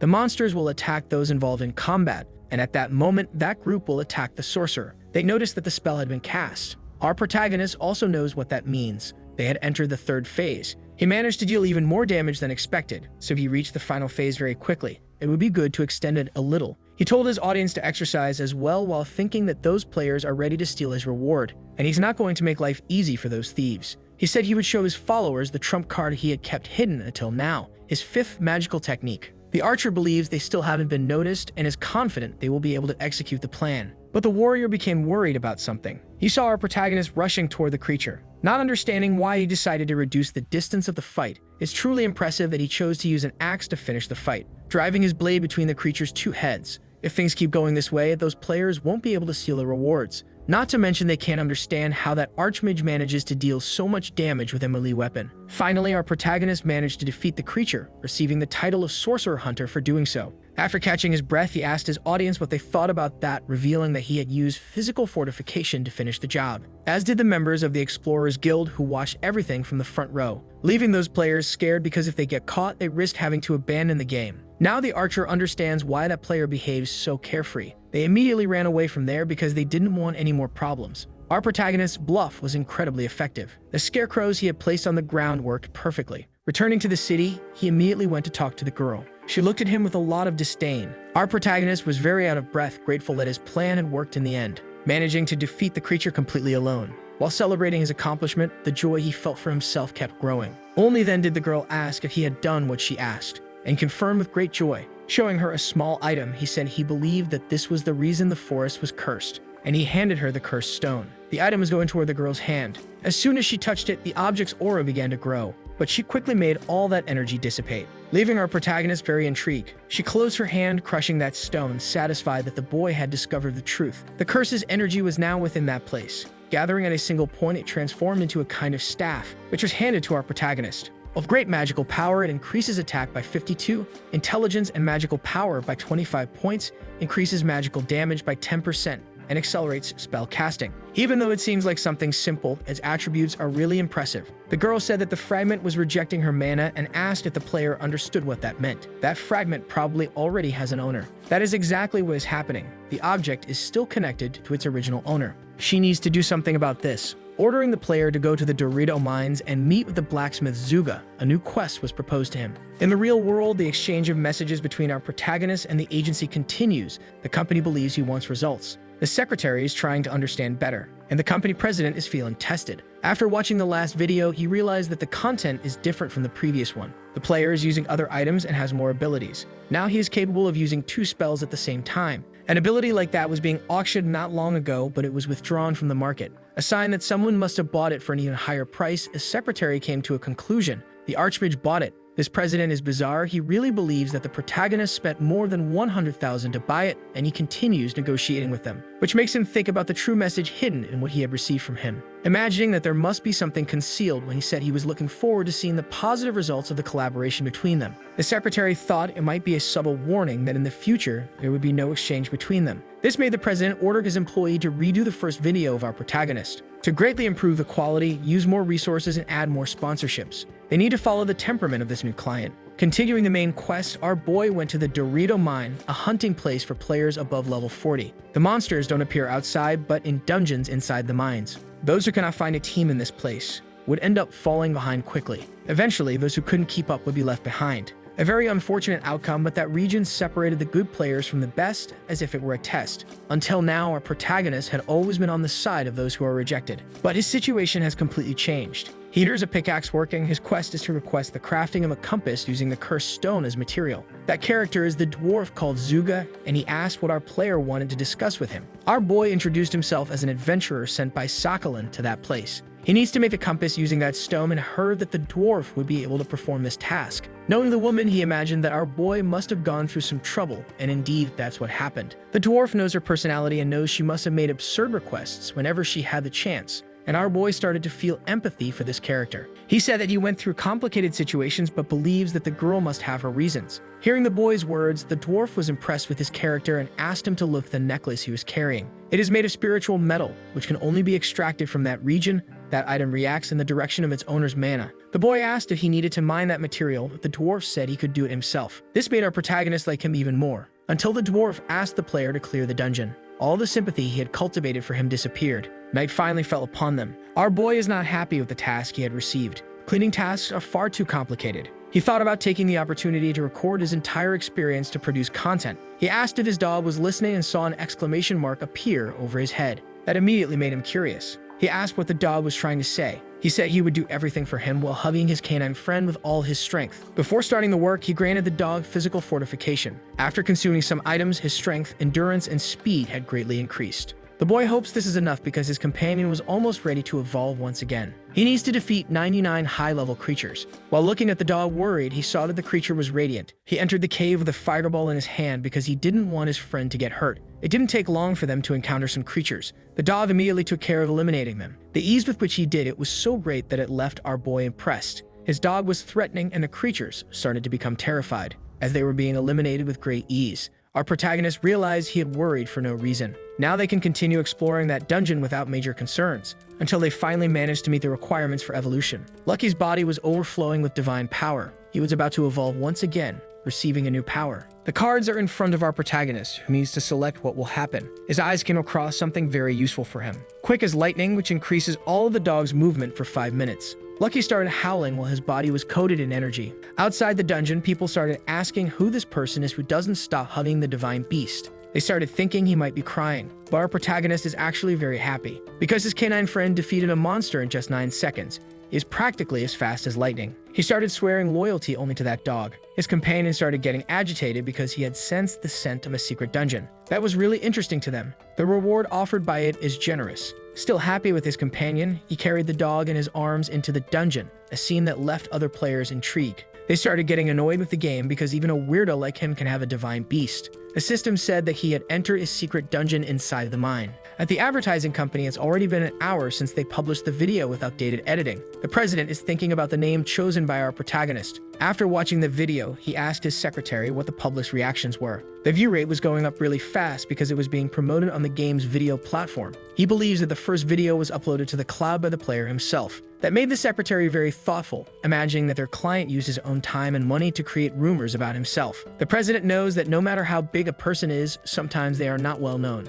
These words left the secretary confused, while the president explained that rumors are the easiest way to gain notoriety in the media. Being the case, a scenario similar to the first one will soon come upon them. As soon as he finished talking, another employee showed up. The president is eager to know what he has to say. They managed to catch the attention of a player named Asmo. This man is a prince from one of those oil-rich countries. His wealth is truly enormous, and he spent millions of dollars to obtain the Archmage class. Known as the man who spent the most in this game, he is also a hoarder of items. He also did streaming, where he used new items and abilities like it was an unboxing video. From the comment he left on the video, they realize there is an item in the game that not even he knows about. That is understandable since there are unknown things in that game, but that's not the most important part. What caught the president's attention was Asmo questioning the legitimacy of the item. Someone as important as him wouldn't leave a comment on that video without a purpose. Asmo is not a fool and has free time to avoid doing nothing. Certainly, someone asked him to do that. Maybe the request was for him to identify that new item, and that friend could be the Archmage streamer himself. Someone related to both of them. The president is assuming there is a connection between them,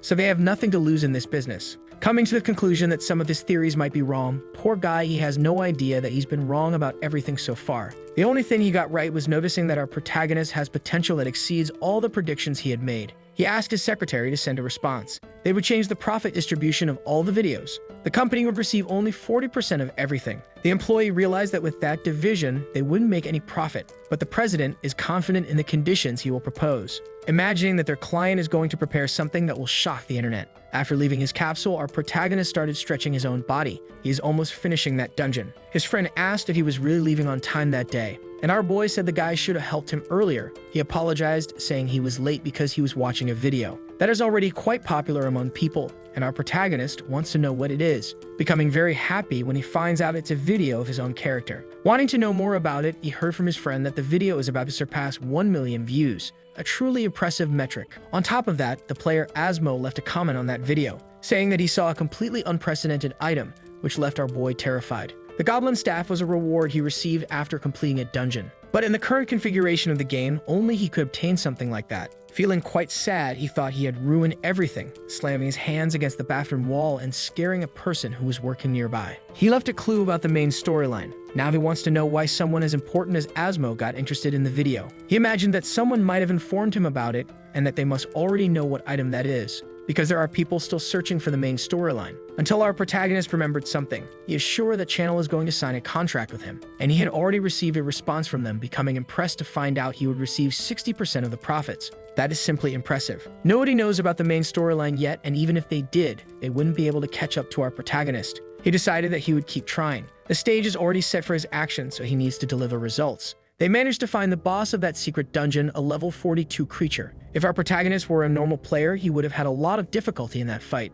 The creature uses holes to move around, making its attacks hard to predict. At least that's what would happen to an ordinary player. This does not apply to our protagonist, who can perfectly identify which hole it will come out of, making it just a matter of patiently waiting for the creature to appear from the hole. As soon as he was sure where it would come out, he fired his arrows toward the creature, defeating the dungeon boss and receiving titles as a reward. Now he could receive the dungeon's secret card. Several cards appeared in front of our protagonist, who started looking through those abilities. There was something interesting there: the lightning shield. An enemy that touches it would be paralyzed, and the boy doesn't believe he needs more elements, so the lightning shield would be interesting for his canine friend, because it would be a great combination with the attributes he already has. This made our protagonist thoughtful, imagining he should focus on strengthening the dog. So he began observing the cards that would best serve his friend. There is one called Impetus. If he had that, you could try to execute a speedrun for his audience from that point forward. Impetus summons a fairy that increases the target's movement speed, something useful for both defense and offense besides being very expensive. After thinking about it, our player left the game, but quickly returned to the dungeon. He confirmed the price of that ability. It costs 6,000 coins, but he decided to buy it anyway. That costs several months of his living standard, but he sees the card as an investment, because it would be very useful from that point on. Now they could do speedruns inside the game. They found an easy dungeon to complete. It's the type of standard dungeon that appears in that mine. Using a simple analogy, those dungeons are the equivalent of 100-meter sprint races in athletics. That's why this is the preferred place for speedrun practice among players. The fastest dungeon completion time there was 4 minutes and 11 seconds, achieved by the player Kojiro, who has the legendary Sword Emperor class. This record was set many years ago and remains unbeaten. Our protagonist thinks it's impossible to surpass the historical record, but is confident that he can get very close. He used his fortification on the dog, as well as the impetus he had bought, giving him items that boosted his attributes. His companion became very powerful, and our protagonist started recording, politely introducing himself to his audience. He said that on this occasion, he would attempt a speedrun in the dungeon that appeared in the mine. But there was one key difference. His canine companion would do everything alone, something that hadn't been attempted yet. Excited for his first try, he asked the dog to start. The muscle-filled wolf moves quickly. The creatures inside the dungeon watch in fear, while being annihilated one after another. There is nothing they can do against that threat, since they get paralyzed as soon as they touch him. Our protagonist noticed that the pace of progress was very satisfying, until an aggressive creature appeared near him. But its attack was unable to hit him. He told the creature that he wasn't going to attack today and wasn't interested in the common items it had to offer. Even though he's working alone, Lucky is doing an excellent job. He has already become a specialist in biting necks. There is nothing that can stop him inside that dungeon. His companion's speed is much greater than he expected. Maybe they can break the historical record. As soon as he thought that, the system announced that the dungeon had been cleared. For a moment, this news left him very thoughtful. He confirmed the information when he saw his friends celebrating while howling. The lightning effect hadn't worn off yet, and he knows that it lasts 5 minutes. Little by little, our protagonist's understanding is starting to piece everything together. In the real world, our boy is quite thoughtful. One of his friends had approached him because he was worried about the boy. He smelled the traditional medicine and knew that our protagonist hasn't been feeling well lately. He advised him to take better care of his health because he can't afford to get sick, since he needs to help his own family. Our protagonist probably didn't even pay attention to that because his heart is racing. He didn't expect to break that record, and to make things worse, he managed to record the entire experience. He thought he was lucky because there were few monsters in that place, and wonders what kind of reaction the Rising Star channel will have when they receive this video. The president remains quite worried, even though the number of subscribers is rising. He told his employee that the way they throw the bait into the lake is very important, but the employee still doesn't understand why the profit split is happening that way. His president said it was just bait. They don't want the client to feel like a fish, and he hopes he wasn't offended. But the secretary said they had already received a response. The president was thrilled that he had taken the bait. That message had 2 recordings, the first one they had already requested, and now the second one. It was something that left them completely speechless. Our protagonist was getting out of his capsule. Once outside, he started stretching his body as usual.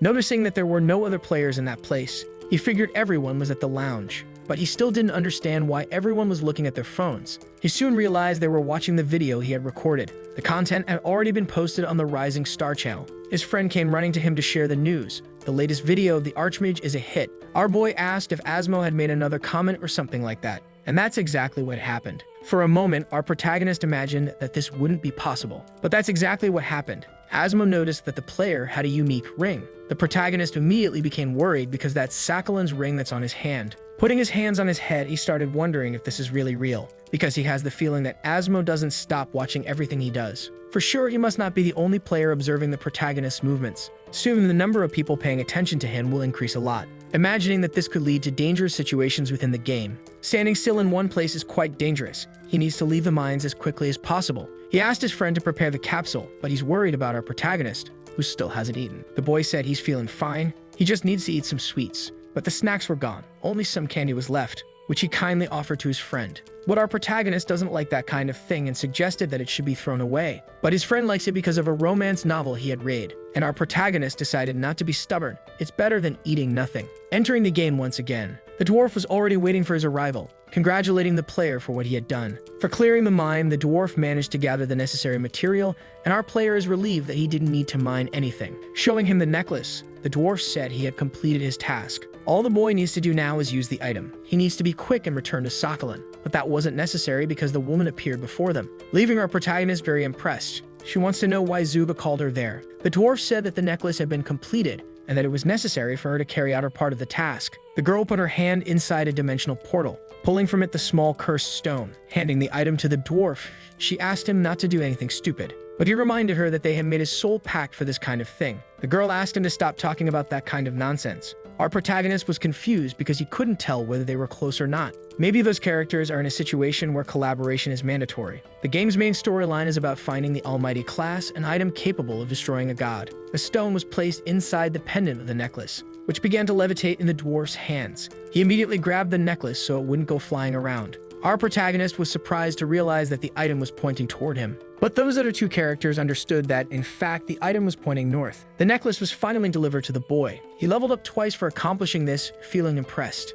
Now he needed to claim his rewards, but he told the system that he would do it another time. His heart is not being spared in these experiences. He asked the dwarf why he had received the cursed necklace. The system says that the necklace carries the fragment of a cursed being, increasing all attributes by 50 points, as well as mana recovery speed, attack speed, and casting speed. That item is truly impressive. The woman told him to go in the direction the necklace points and find out what is in that place. No matter what happens along the way, a new quest has been received. He needs to go to the northern swamps and discover what is in that place. He will receive a legendary skill as a reward. This reward left him speechless. He told the girl that he would complete this quest no matter what happens, while his heart races uncontrollably. To calm himself, he hugged his canine companion, who was very helpful at times like this. Only then did he remember that he still had cards to receive, since he had leveled up twice. Among that card game, two stood out. These would be the ones chosen by our protagonist. The first is the Guardian skill, which made our player very happy. The employees are completely exhausted, but they managed to finish editing the video. The company president is quite pleased. He is eager to see the final product. The recording of that speedrun was happening now. Listening to his client say that the dog would do it alone. Not even the player who set that record must have imagined it would be broken by a dog. The president can barely conceive how many views this video could get. His secretary suggests that it will surpass 2 million. Since the historical record was broken by a dog, this will certainly spark a huge discussion. And it was very well done despite the speed. The exhausted worker assures that the product is very well made, even though it was done in just one day. It reached the part where our protagonist was talking about the items he used last time, since some people were questioning where he had gotten them. The company president believes that the video will surpass the 10 million mark. His confidence in this is overwhelming, leaving his employees impressed. Guardian is a skill that makes a monster the player has hunted start obeying them. It was restricted to the Archmage class and was one of Asmo's recorded moves. Our protagonist never imagined he would receive this card. Practically speaking, it falls far behind other things, because it is necessary for him to have a deep understanding of the hunted monster. If the level difference is too big, he cannot use the skill. It is also necessary that he has defeated at least 100 of those creatures, and since the most powerful creatures are limited in number, it is almost impossible to turn them into a guardian. Asmo became popular with this skill because it allows the creature to use the player's items, even legendary quality ones. This way, Asmo equipped the creature with items that regular users could only dream of owning one day. Our protagonist is thinking of getting a creature that can serve as a tank, allowing his dog to focus more on attacking. His first option was to buy a golem to fulfill this need, but it would be too expensive to buy something like that. Now he needs to plan his way out of that place. Using momentum and strength, he called Lucky to accompany him. At full speed, they easily exited the dungeon. Our protagonist is being watched. These people already know he is outside. They want to know who this player is since they are being paid to monitor him. They thought it was exaggerated that 3 were hired to act against that mage. One of them said he doesn't know what goes on in his employer's head, but as long as he gets paid, he'll complete the mission. His partner agreed with that, acknowledging that it's better if the task is easy. They soon realized the target was running. The movement was so sudden that they thought they had been discovered. But it doesn't matter if that really happened since he is just a mage. They began to wonder whether they should chase him immediately or take their time with the task. The conversation was interrupted because one of them was very scared, saying they were completely screwed. Our protagonist noticed their approach. That task had become very difficult for these mysterious players, because the target in question has an abnormal speed. Our protagonist asked his canine companion to stop running as well. The dog obeyed his master. The boy knows that his pursuers will not be able to catch up with them at this pace. After all, he is carrying a necklace that grants several benefits. As long as he has it, he can worry less and less about his pursuers, as he will be able to escape any situation. Soon the dog's video will be on the internet. Playing with the animal, he said that the video would reach 10 million views and Lucky would buy new equipment for his master. Despite the jokes, he is very grateful for the dog's company. Now they need to head back toward the swamps. Another video of our protagonist has been uploaded to the internet. It is the speedrun performed by his dog. Some people who haven't even watched the video are already questioning the statement in the title, but it was as real as it could possibly seem. The wolf had indeed completed the dungeon alone, breaking the record set several years ago. The people who watched it were divided. Those who weren't impressed were left wondering if it was even real. Now the legendary swordsman had become worse than a dog. Everywhere, people are talking about what happened. That divine beast is exceptional. Since the video is 5 minutes long, some people want to know what the ending is about. It was our protagonist talking about the items he used in the previous video. Without giving much more information about them, he stated that he has something else exclusive. Showing a simple stick, he asked if anyone knows what it is because he was going to explain everything to his audience. Osmo saw yet another item he didn't recognize and is already eager to hear the explanation. Making a generous donation to our protagonist of 10,000 coins. My god, the life of the rich is really something. People can't stop talking about the latest video from our protagonist. They also didn't expect him to have responded to Osmo about that. Not to mention that once again an unknown item to Osmo was shown to everyone. Some started to think that these players worked together. It was so unusual that it seemed more likely to be staged. Our protagonist is listening to all these rumors. His friend approached him and asked if the guy agreed with it. But as soon as he got closer, he realized the protagonist wouldn't stop trembling. He said he was having a bit of a stomachache. His friend feels sympathetic since he knows how hard his situation is and even thought that our protagonist might be jealous of the Archmage's sudden success. Since he wouldn't be able to make that much money with mining, the others who also knew the protagonist noticed the strange mood in the air. The truth is the guy is trying to hide his happiness because he had become a money printing machine. Going to the bathroom to hide, it was the most pleasant moment of his life, the moment to spend. It's time for him to start investing in the production of his videos. If he were to follow his original plan, he would buy the skill to summon golems. But since he has the Guardian skill, that is no longer an urgent need. So now he has a free and open path to buy anything. There are so many possibilities that he can't even decide. Checking the price of the skill to summon golems, he saw that it costs more than 11,000 coins, but it was cheaper than usual, deciding that he would buy it anyway. Unfortunately, his transaction wasn't completed, because someone else had bought it before him. Trying to console himself, he acknowledged that it wasn't an urgent item for his progress. Inside the company, the employees said that things were happening as expected, but noticed that the president didn't seem happy. He then said that things were going to get complicated from now on. His employee asked if the boss was thinking about something again. He asked his employee what they had done for the Archmage so far. The man replied that they edited the video and uploaded it to the channel, in addition to all the associated publicity. Knowing this, the president stated that they are not the only ones capable of doing this job. Their client is already interacting with Osmo, and they are just small contractors in this situation who could be replaced.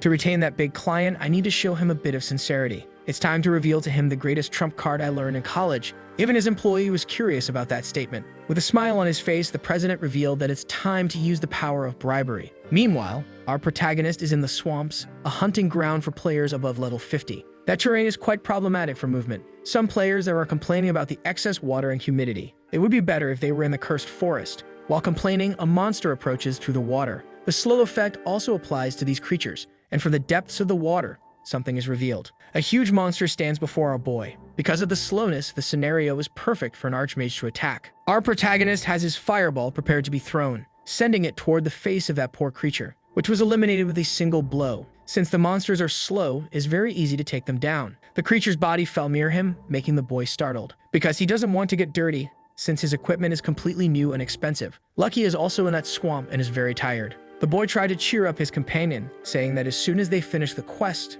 they will leave that place. Even if he has to defeat 1,000 monsters, he will do it with a smile on his face. After walking for a long time, he found a large structure in the swamp. Those branches were hiding a secret entrance, and the boy began to wonder if this was the right place. He extended his hand to touch it, discovering through the system that it was the lizardman's nest, part of the main scenario, and inside there are nearly 2,000 creatures. The young man was already worried about the number of creatures he would have to defeat. As soon as he found that out, he became quite discouraged, because taking down all those creatures would be way too much work. The dungeon was made to be cleared in a group, and the boy realized he needed to increase his strength. It's time to get a guardian. Fortunately, they had already defeated 100 lizardmen, so now he can use one of them as a guardian. This is his first time trying to use this skill. Using his staff, he summoned the first guardian. The The creature's body was glowing on the ground, and it stood up through magical power, observing our protagonist with great determination. Bowing before him, it showed a lot of respect, but there was something quite curious about it. Above the creature's head, a question mark appeared. Our protagonist was surprised by the possible meaning of that,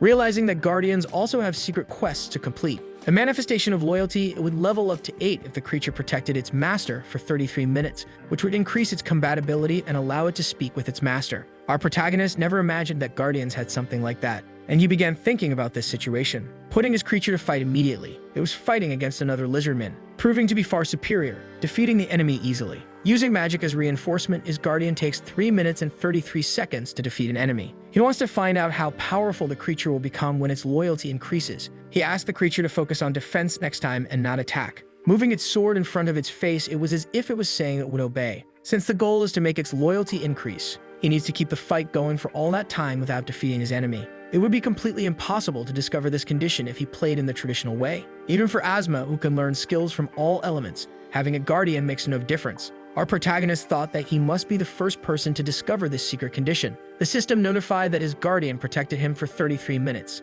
Its loyalty increased and it learned a new skill. Our boy allowed the creature to defeat its opponent. Its eyes began to shine intensely. It said it would do this for the honor of its master, striking its enemy with precise blows. With the creature weakened, it prepared a finishing shot that hit the monster in the chest. The boy is quite impressed that the creature gained a new skill and is able to speak. All of this changed because of its loyalty. The final blow had been delivered. He realized that the guardian reduced the combat time by almost 40 seconds. The creature asked to be given a name, promising that it would do its best to be worthy of it. And the boy liked the possibility of naming his creature. He said that the lizardman would be called Gold from now on. He used logic related to the letters used in Korean to write the word guardian. The creature is ecstatic for receiving such a splendid name. Staying it is too noble for him. Now it is ready to receive new orders, because it would prove that it is better than that unworthy beast. These words left Lucky quite perplexed. While the boy is impressed by the depth of the conversation, he began to wonder if he could give more detailed and complex orders as loyalty increased, but Lucky didn't like what he heard. Realizing that the guardian's skill is better than he imagined, he saw the two creatures start to argue. He came to the conclusion that the skill must indeed be very good, since its category is legendary.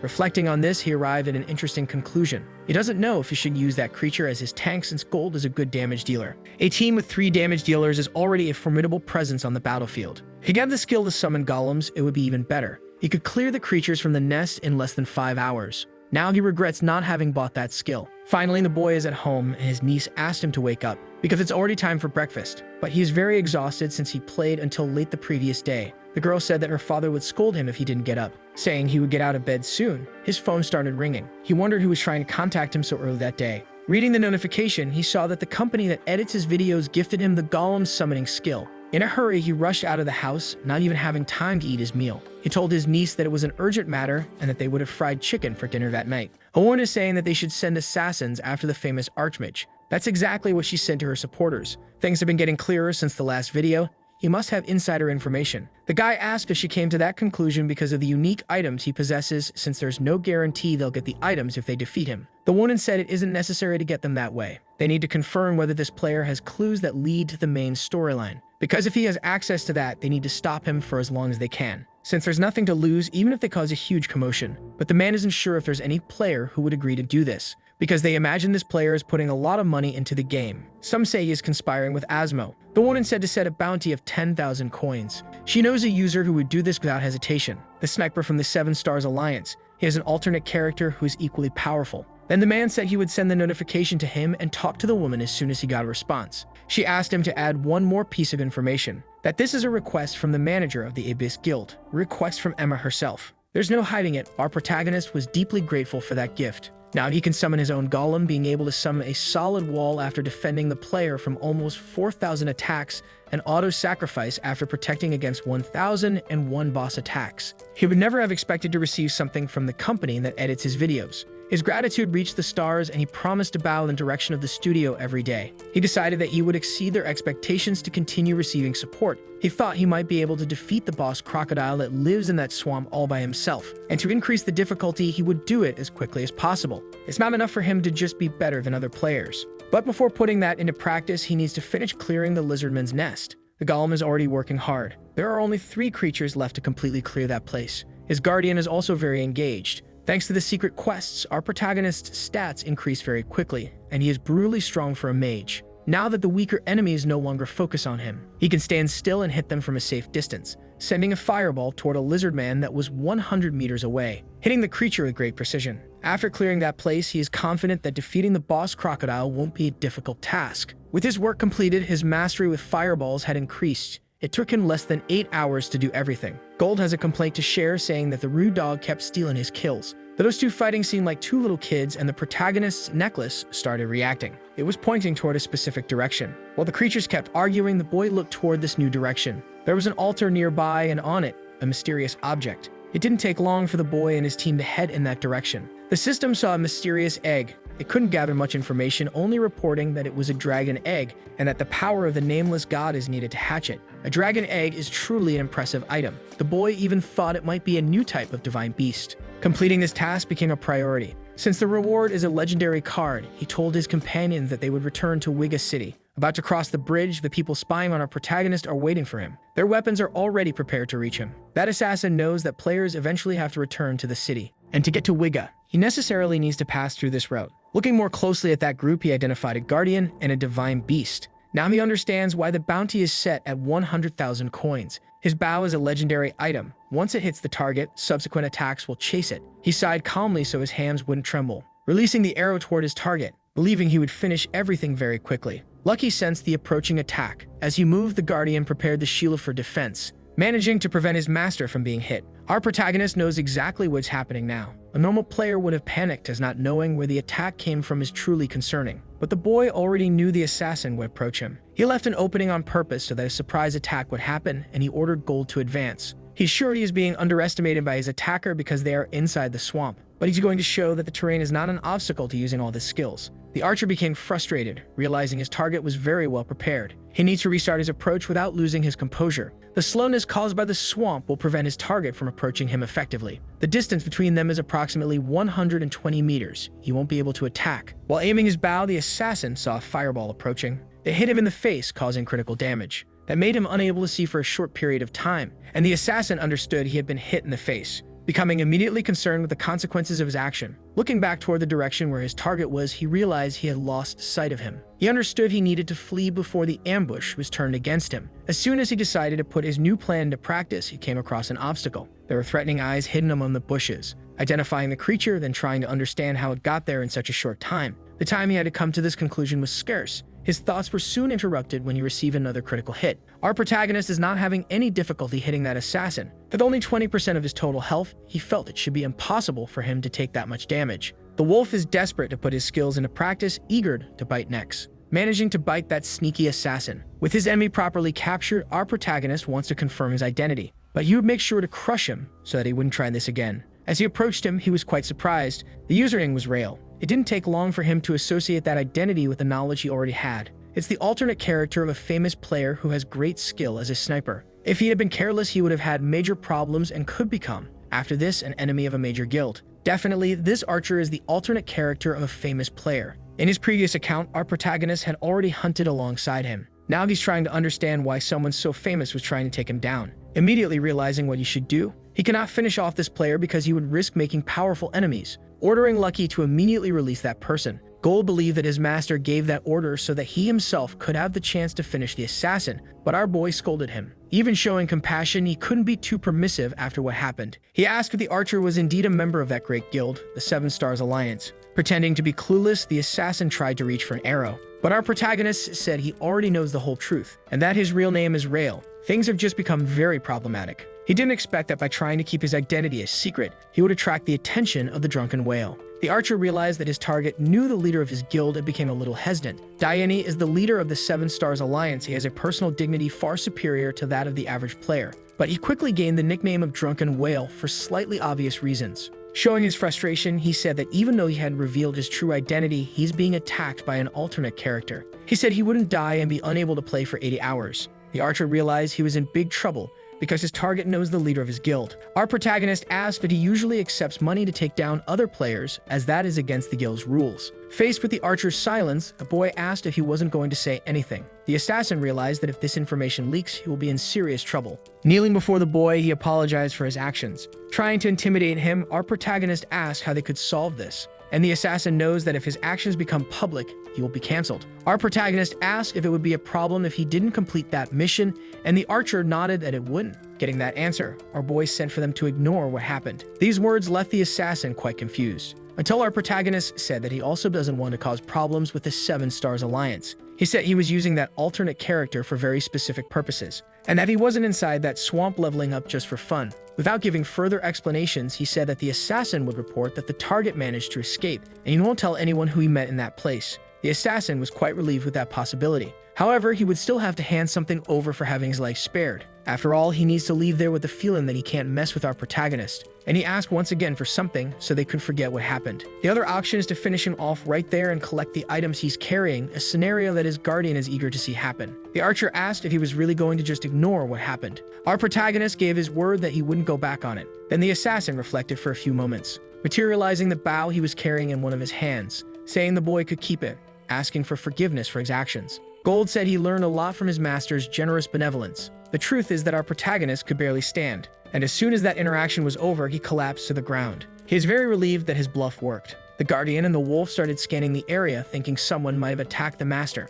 Our protagonist was lucky to know the rumors about the leader of the Seven Stars Alliance, or he wouldn't have been able to fool that man. As a result of this, he now possesses a very rare item. From the Wigga series, it has the best performance.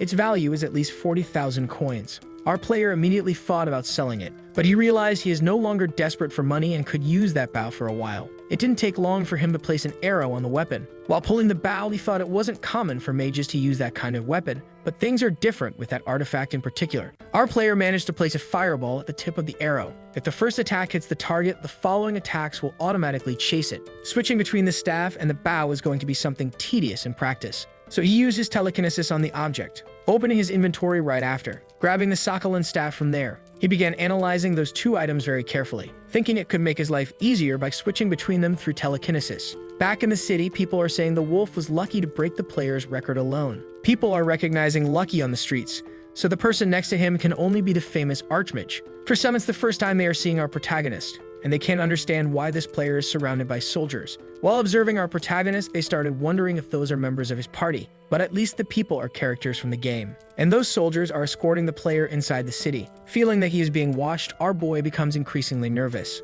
As soon as he got there, the soldier said the city leader wishes to speak with him. The boy doesn't know if this is part of the main storyline. Since things reached this point, he would act according to the situation because he must be the first person to be escorted by soldiers. He's already very curious to learn about the rumors spreading about him. It's time to enter that great palace. He and his companions are already inside. Someone was already waiting for his arrival. A man was introducing himself. His name is Wigga, and he is the governor of that place. Beside him stands Sakhalin. Greeting the boy, he said he had heard a lot about him. The girl asked if he brought the item this time. While opening his inventory, he replied positively to her. Taking the dragon egg in his hands, the amulet kept reacting to it, making the girl think deeply. Showing a confused expression, she was amazed that our protagonist managed to do that, handing him a legendary card. In this way, our player handed the dragon egg over to her, but the old man asked him to wait a little. Sakhalin asked if there was any problem with that. The old man made a point of saying there was nothing wrong, which made the girl upset because she didn't like the intervention, and the old man said there was no problem at all, as he had already mentioned. The man known by the name Midas brought the item they had been searching for. The girl confirms that this is exactly what happened. Then said the old man, there is no reason to send this individual full of potential to look for someone else.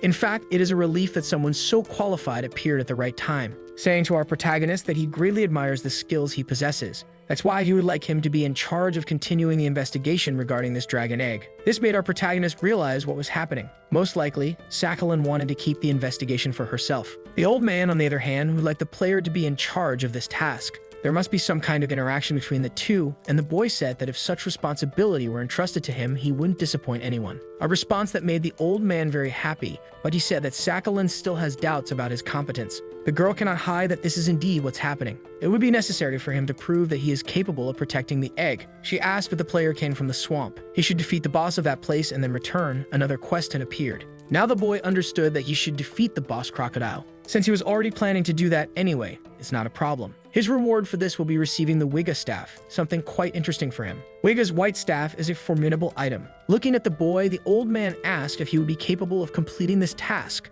With great determination, he replied that he would do it gladly. Before leaving that place, he opened the book that contained the cards. As soon as they positioned themselves in front of him, the boy hoped something related to mana regeneration would appear, because that would make his tasks much easier. And it happened as he wished: draconic mana. He will be able to absorb mana from the environment, which would greatly increase his ability to regenerate it. In front of that skill, he couldn't hide his joy. Gold praised his master's decision, realizing that this blessing arrived at a timely moment. Lucky didn't seem to agree with that, which immediately made our player curious. Even more when he noticed that the wolf was barking at another card, Dragon Fever, which accelerates casting speed and mana consumption for a short period. Our boy knows that card alone is worth more than 1 million. It's so famous that it has another name among the players. It has never been traded between players. Its fame is based on Asmo's desire to own it, offering 1 million to anyone who brought it to him. No one knows how he got that card, but as soon as he started using it, this skill became his signature in the game. It was made to be used in boss battles. Its potential can only be reached with great mana regeneration. Our protagonist couldn't buy that card even if he sold everything he owned.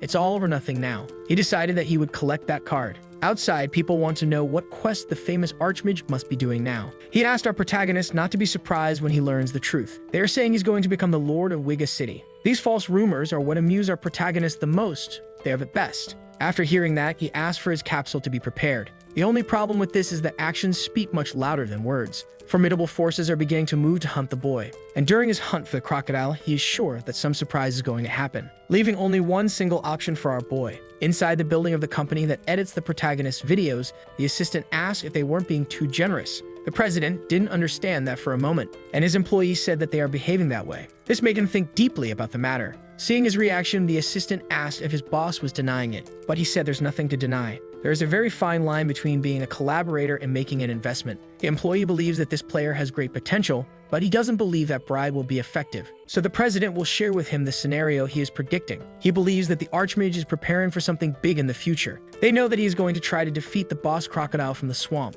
The employee said he would certainly send a recording as usual, but the president said he is wrong. That is going to happen live, as he is already teasing his audience about it. A guy interrupts the conversation, saying they received a response from the Archmage, who asked if he could do a live stream on their channel. This leaves the other employee impressed, because the president was right. It didn't take long for him to start bragging that he went to an excellent university. Going to the other employees there, he told everyone to get ready for that big event. Our boy received 2 more gifts, which are very expensive: the fire arrow and the wind arrow. Now he is certain that the Rising Star channel is either sponsoring him to become one of their biggest stars or has some big interest in him, and our boy doesn't want to disappoint them. Since the moment this game was released to the world, it became the most popular in its genre. But during live streams, all sorts of incidents have already happened. To avoid problems, boss battles have always been kept secret. The only exception is for the major guilds that are able to protect themselves from ill-intentioned people. They often make examples out of these players for the audience. Inside the swamp, our boy is already fully aware of what's happening. Some people are already following him in that place. The deeper he goes into that terrain, the closer those people get to him. At first, he is not too worried about this, since he already knows that a large number of people would like to defeat him. That's why he needs to do things this way, to send a very affectionate message to those who would like to attack him without enough determination, showing that this will be a very difficult task. There are 20 minutes left until the crocodile appears. Lives in that game can only be broadcast through the game's own system, which has worldwide reach. This way of doing things doesn't displease everyone, and it doesn't happen by chance. There's a big reason why it's done this way, since it's very easy to stream everything using the game's system, because the system interface works excellently. With just a few taps, our protagonist can share his game screen with everyone. Managing to connect with the Rising Star channel, a chat window soon popped up for him. There are only 3 people at the moment, and our player is a moderator. He doesn't know who this last person is, who seems very familiar with him, saying it's the first time they've talked this way. Our protagonist still doesn't know who it is, until the person said they were the head of the Rising Star channel, saying they were looking forward to continuing working with him. Knowing that this person is important, our boy was impressed. He received authorization to start whenever he felt ready, and our boy told him he was happy with this partnership. Finally, he was ready to start the stream. The system said it would begin shortly. A countdown was initiated. About to start his stream, he is anxious to know how many people will watch it. One of his videos managed to get millions of views, and since the most recent event in the city, his name had become well known. He wished there would be at least 1,000 viewers. As soon as the stream started, he was flooded with several chat messages, surpassing the 1,000 mark in just a few seconds, a result that made him quite happy. He needed to control himself. He didn't want people to see him as overly emotional. So he started introducing himself to everyone, saying he was very grateful to be able to talk to his audience through that channel. He said he was about to face the swamp boss crocodile, but doing it alone wouldn't be any fun. Knowing that the fastest victory with a 4-man team happened in 10 minutes and 32 seconds, he said he was going to break that record. While some doubted his ability, other players just wanted to show up there to cause trouble. And around our protagonist, it's already noticeable that the jealous players are ready to interfere. But everything is happening according to his plan. Gold is already keeping his eyes fixed on the enemy. The owner of the swamp had appeared before them. That creature is over 10 meters long, on its back are some precious stones, and its attack pattern changes according to their color. At the moment, the stones are golden, indicating that the creature is in its safe state. Upon losing 30% of its health, it will enter phase 2, and the color of the stones changes every minute. When they are dark, that's when it is most dangerous because it hides in the depths. It becomes impossible to deal any damage to the creature, and during that time it can regenerate. It's necessary to deal damage during the color change to prevent the creature from hiding in the water. It didn't take long for the stones to turn red. His powerful paws are crushing the ground, while his huge jaws open in a threatening way. Our protagonist is also ready to start that adventure, activating Dragon Fever in front of everyone. The news about the assassin's failure was soon discovered. The woman said they were just testing the waters with that attempt, since they don't know if Asmo is supporting this player and he might intervene in this situation. She just didn't expect to lose that advantage. The employee said it was very difficult to get that request.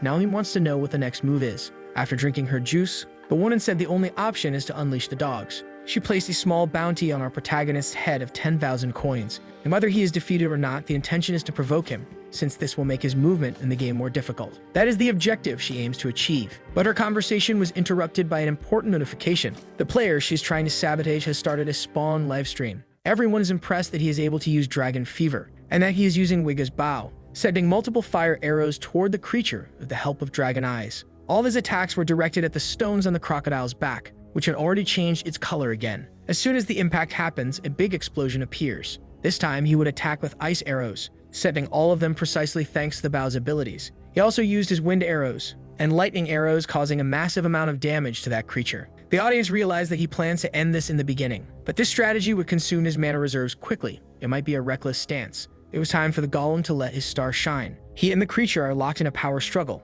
Our protagonist knows that the current strategy is not the standard one. Normally, he would save mana to attack vigorously during the phase change. But that creature is not his only opponent in that swamp. Jealous players are already sneaking closer, and they are scared that our protagonist alone can deal all that damage. Moreover, his way of fighting altered those players' plans. One of them suggested attacking when Dragon Fever ends, and a woman with a bow told everyone to wait a little longer. She figured he was showing all of his strength right at the beginning, because there must be his bodyguards infiltrated among those players, which is plausible since they imagine our boy is filthy rich. The color of the crocodile's gem changed once again, turning black quickly. The players are impressed by this, as not even a minute of battle had passed and the creature is already in phase 2. They decided they would wait a little longer. If they start interfering without a plan, they will end up suffering at the hands of our protagonist's bodyguards. The guardian attacks furiously, saying he is doing this for his master. The audience recognized the creature's dedication. It landed several blows against the crocodile's armor. The dog wasn't left behind either. The creature is also very admired by the audience.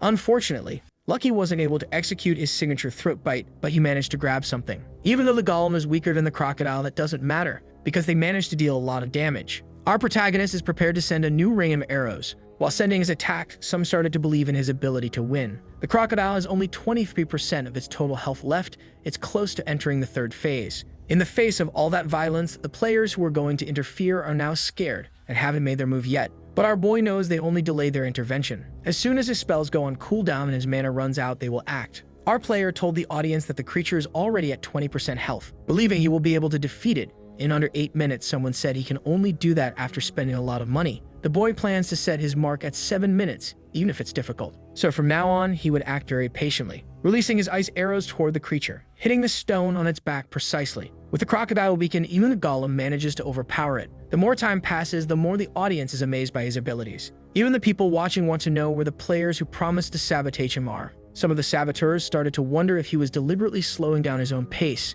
because he was attacking with much more speed, and that left the jealous ones very confused. Our protagonist said that someone who spent that much money cannot set an unreachable record, since that would ruin the fun for everyone else. And in our protagonist's opinion, there is only one person who is capable of spending more money than him in that game. After those words, Asmo made a donation of 10,000 coins, a truly impressive contribution. And our protagonist's attacks began to intensify once again, hitting the crocodile in a brutal manner. This donation soon caused a huge stir among the audience. Our protagonist realized that he really showed up on his stream. Since a new guest had arrived, he said he would change the camera angle a bit, zooming in on the action that was happening. As our protagonist was approaching, people noticed that he was putting himself at risk. Finally, the creature entered phase 3, and the golem was already having trouble overpowering it. since the crocodile had gone completely crazy. His powerful paws managed to grab the creature, throwing the golem to the ground with great ease. His powerful tail was also moving even faster, hitting the stone creature with great violence, destroying the golem. It could no longer continue fighting, something expected by our protagonist since the level of that summon is still very low. His mana reserves were also dangerously low. Even so,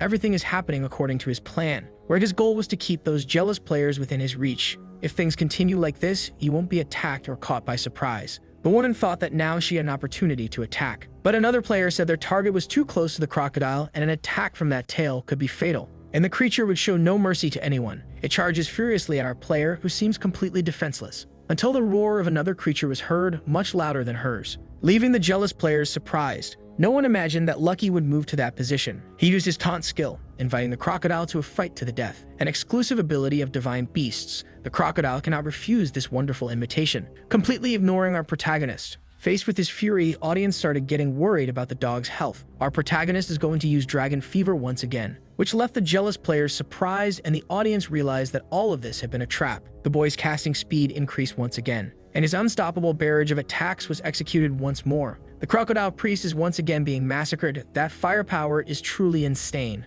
Before it could approach the wolf, it was already being targeted by dangerous attacks. Using what was left of its strength, the crocodile prepares to consume Lucky, but our protagonist prepared a powerful fire arrow. He is confident that this time things will be over, hitting the creature's back efficiently and decisively. The stone that was on its back finally shattered, and the audience realized that the battle was already over. The creature's huge body fell to the ground, too weak to stand up. Our protagonist received the title of Crocodile Hunter, and he had finally met the requirements of the ongoing quest, along with the secret conditions, and as a result gained one more level. Now that the fight is over, he would like to know how people reacted to what they saw. Several comments are praising his performance. Only then did he realize that his audience had surpassed 30,000 users. Several small donations started coming in, which is curious since no one knows that he is actually poor. The guy said he wished he had finished that in under 10 minutes, but he ended up doing it in 7 because the damage he can deal is very high. It was hard to maintain the pace. Apologizing to the people who were following him, then his eyes spotted something incredibly absurd. He received another donation of 10,000 coins from the player Asmo, while the jealous ones who had been watching everything from hiding couldn't make a single move. Feeling like they had fallen into a trap,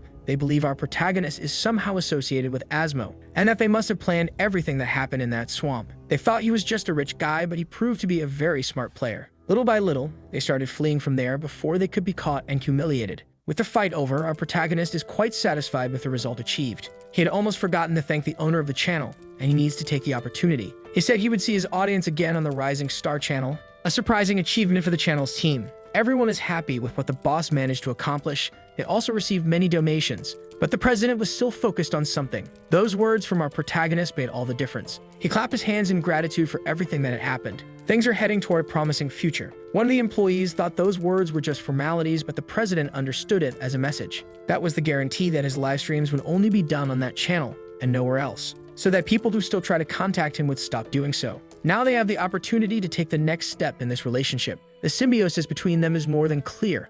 They need to make this scenario beneficial for everyone involved. They cannot overemphasize profit, as this could compromise the relationship with the Archmage. His employees were very surprised by this assessment, and he continued his speech saying they need to give him an item that will please him. Inside the game's city, no one is talking about anything else.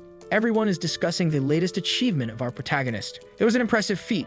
Even Asmo himself watched what happened. Some players believe that he wouldn't be capable of anything if it weren't for the superpower provided by money. This was only possible because of his abundant resources, so his accomplishments are not that impressive. Anyone would do the same if they had money to spare, but unlike the others, our protagonist manages to put on a good show. While they were talking about our protagonist, someone said he was there. He had appeared in the city of Wiga. For some, it's the first time seeing him in person. His popularity had increased greatly. Players wanted to pet Lucky. This experience is so intense for our boy that he is struggling with his anxiety. It's a relief that everything happened according to his plan. A mistake could have been fatal, and the consequences would have been disastrous. He certainly believes he would have given up. As a crowd is forming around him, he felt he should go to them to give his greetings. He and his creatures bowed politely, expressing gratitude to those who watched his stream. Since other channels keep trying to contact him, he was about to firmly say something he had already decided. All the content he produces will be broadcast on the Rising Star channel. Those players were not interested in that statement, and our protagonist knows they didn't come there to hear something like that. That greeting specifically was directed at the company that has supported him, so that the president of the company continues to see our protagonist as a friendly person,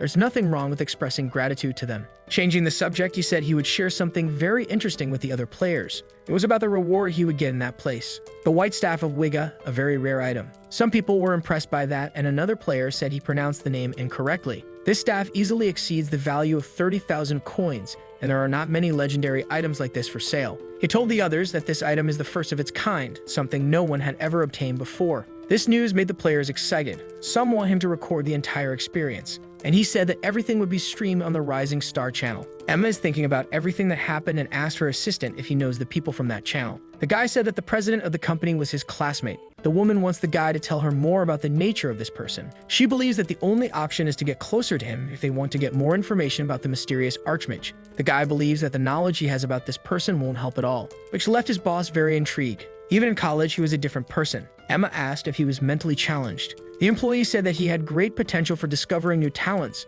Besides that, he was the first to support the Archmage when he was still anonymous. Trying to extract information from him won't work. She is sure that this player is directly connected to the main storyline, and she wants to have access to that information as well since the Archmage progresses however he wants. She wouldn't allow an anonymous person to steal all that without knowing what the main storyline means. The woman's phone started ringing. She answered immediately to talk to Merlin. She told him that she was talking about this same subject just a moment ago and that they needed to meet in person. In the city, the old man told our protagonist that he had managed to accomplish something impressive. Our boy tries to act modest, but the old man knows that defeating the crocodile alone is a challenging feat, an achievement that few are capable of. The system notified that our boy managed to fulfill the hidden condition, something that makes him even happier. Looking around, he noticed that Sakhalin was not there with them. The old man said that the girl entrusted everything to this player and returned to her home. Our protagonist wants to know what he needs to do now. The old man likes his enthusiasm, but he reminded him that there is still something he needs to give him. Even though he has an aged appearance, he is still the ruler of that city, and it's only natural that he has a reward to give. Our boy waits anxiously for the item. The old man put his hand inside his coat pocket. Holding the staff in his hands, he said that it expresses the gratitude of all the citizens in that place.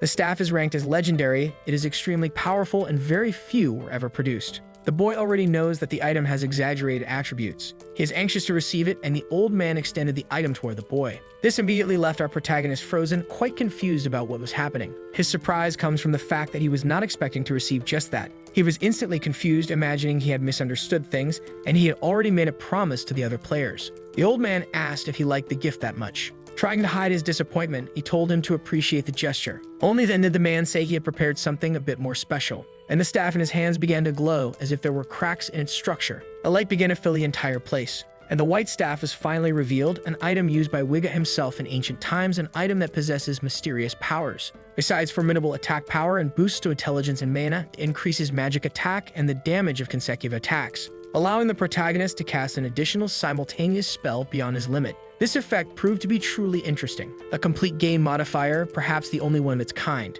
The old man said he used it in his youth, and now the staff belongs to our protagonist, a sign that he is highly esteemed by the ruler of the city, receiving the title of one who gained Wiga's attention. Now he would like the young man to listen to the request he has to make. Overflowing with joy, he said he would do anything the city governor asked of him. But the boy is still very entertained by the extremely rare item he had received. Feeling relieved that he had misunderstood, he wasn't hallucinating. That will serve as an addition to his ability to cast 2 simultaneous spells. Now he can cast 3 at the same time. The first person to discover this in the game was Asno himself, but this modifier only appears on items above level 150, and our protagonist managed to get this blessing before even reaching level 50, imagining that his next video will surpass 1 million views. Looking at his canine companion, he said that they were really lucky, until an exclamation mark appeared above the wolf's head. And the same happened with the lizard man. A new quest appeared for each of them. Our protagonist went to the Forest of Giants, a dense forest full of colossal trees. One of the most challenging hunting grounds, and it's necessary to go through it to progress in the game.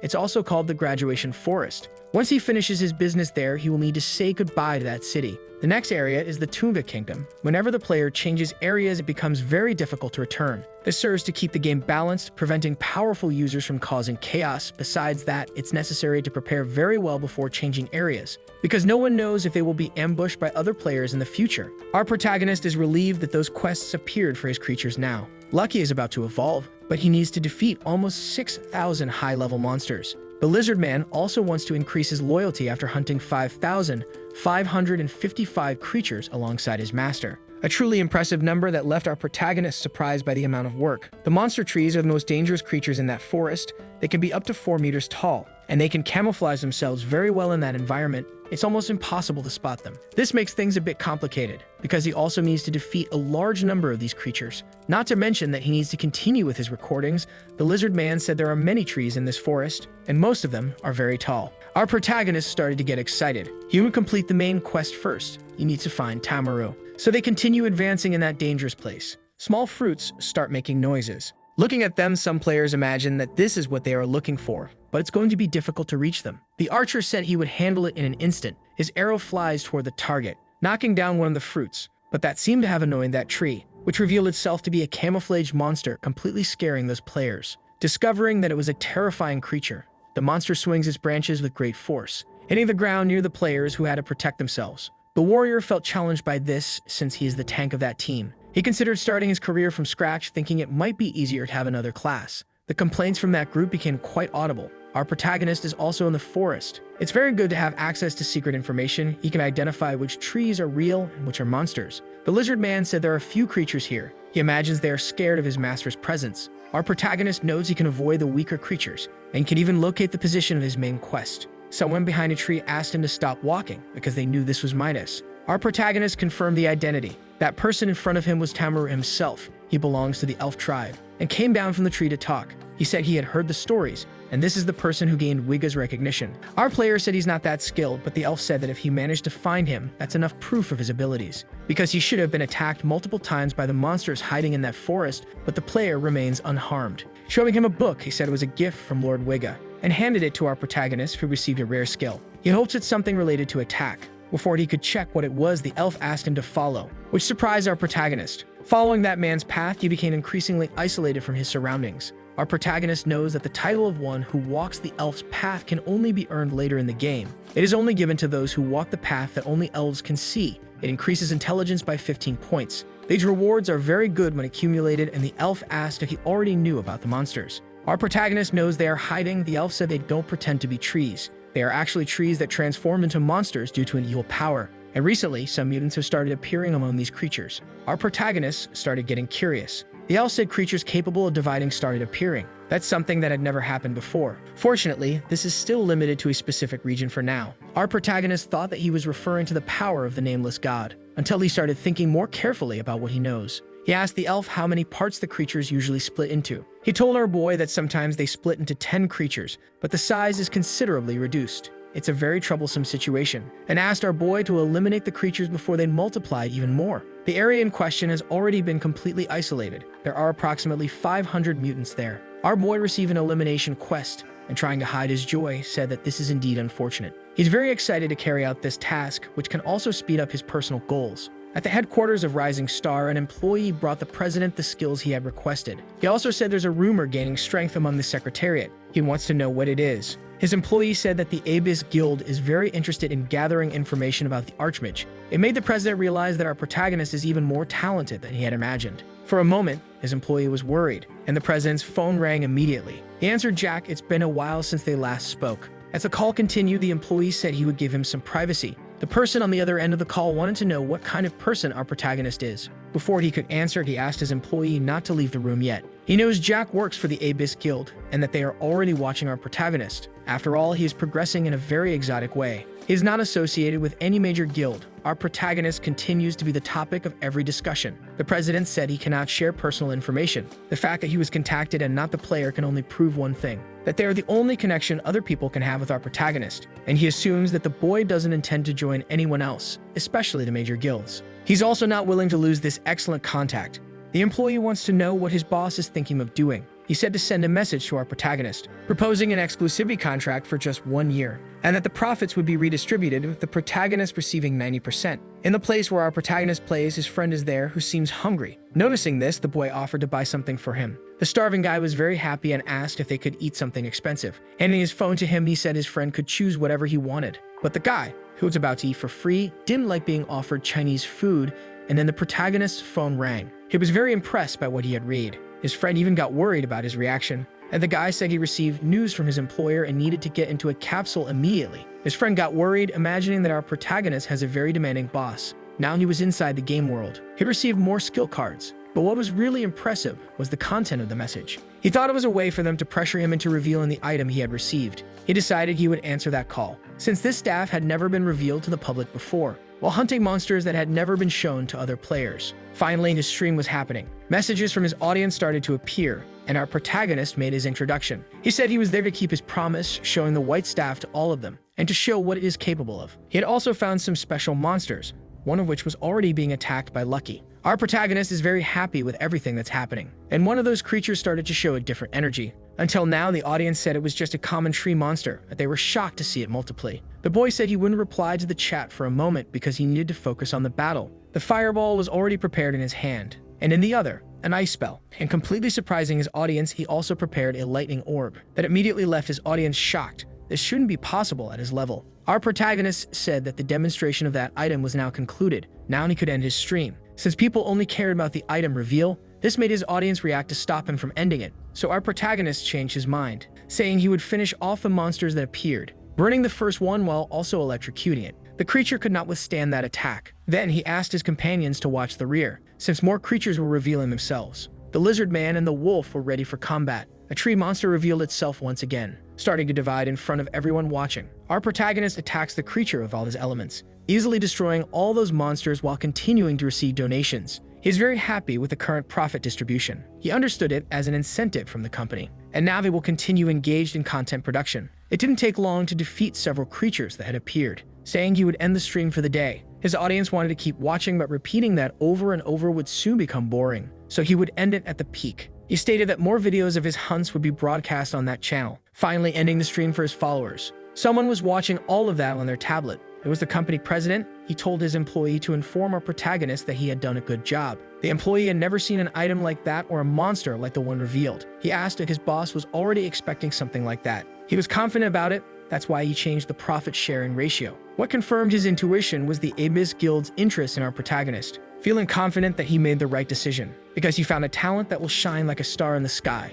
Faced with the success of that stream, the employee doesn't know why it ended so quickly. The president said that it happened because Asmo didn't show up this time, imagining that our protagonist wouldn't continue if that person wasn't there. Now they need to start the work editing the raw material they have, because for the next year, they would have to share all the joys and sorrows that may arise. A huge explosion happened in the middle of that forest. People are commenting that the protagonist's stream was a success again, even if it was short. The lizard man continues working for his master, destroying the creatures with the power of his sword. The wolf is now working together with him, using the lizardman's shoulder as support, something that the creature did not entirely like. While Lucky jumps into battle, the lizardman became furious with his rival. Lucky once again performed his signature move of biting throats. Our protagonist was not far behind, using his elements to continue the attack. The community's reaction is in an uproar. Our protagonist is the main topic within the game, and he is determined to put an end to it. After everything that happened, he no longer regrets getting all that attention, since he never thought he would stay hidden for so long. The system said that the Guardian continues working alongside his master. His body was enveloped by great power. His loyalty had reached rank 7. Our protagonist needs to choose an ability.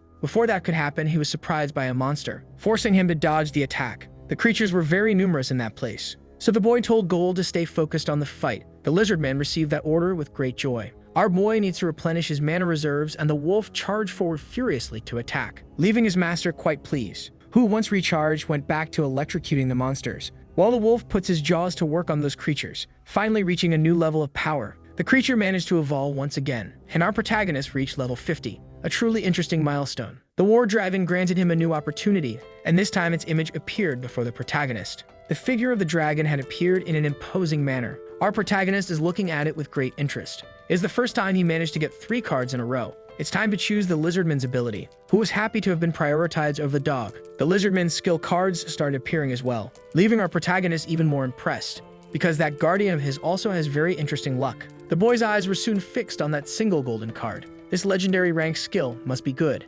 Gigantification allows defense and attack to increase as the body size grows. Used by the best tanks in the game, surely the lizardman must be the only guardian capable of using this. But our protagonist knows his guardian is special. The higher his loyalty, the greater the benefits. And he is the only player who knows these secrets. The others do not know how loyalty works. If he were to share this information through a video, he would certainly be very successful. The wolf is also eager for the progress he will receive.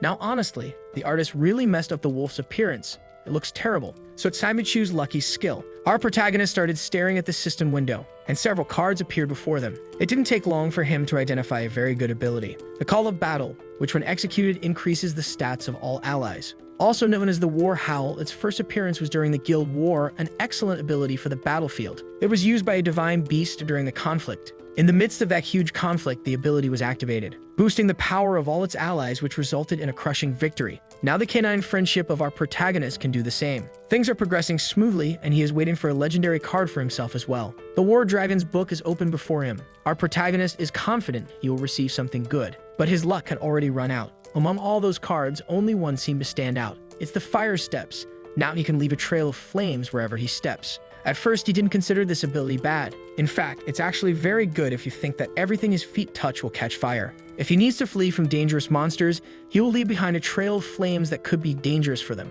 The downside is that this will consume the protagonist's mana, so it's not an ability well regarded by all players. Currently, our protagonist consumes a lot of mana, so this ability will not be very useful. He needs an ability that helps him recover mana and considered buying something at the auction. Looking to the side, he saw that Tamaru had arrived. Perhaps he came because of the quest's completion. Our protagonist patiently waits to be praised, and that's exactly what happened. The elf was grateful that he managed to defeat all the monsters. Our protagonist said it was no big deal, and Tamaru continued praising, saying the boy possesses great humility. He turned around to fetch something he had brought. That is the reward for our hero, who received another card from him. Seeing that his ranking was unique, he became anxious to see what awaited him. But remembering what had happened moments ago, he began to lower his expectations. He cannot see the contents of the cards until he chooses them. It is completely random, and this game has countless abilities. Finally, he decided to open the book, and several cards appeared before him once again. His face was soon filled with surprise upon seeing what had appeared. An ability that allows the user to recover mana after using a spell as long as they stay still.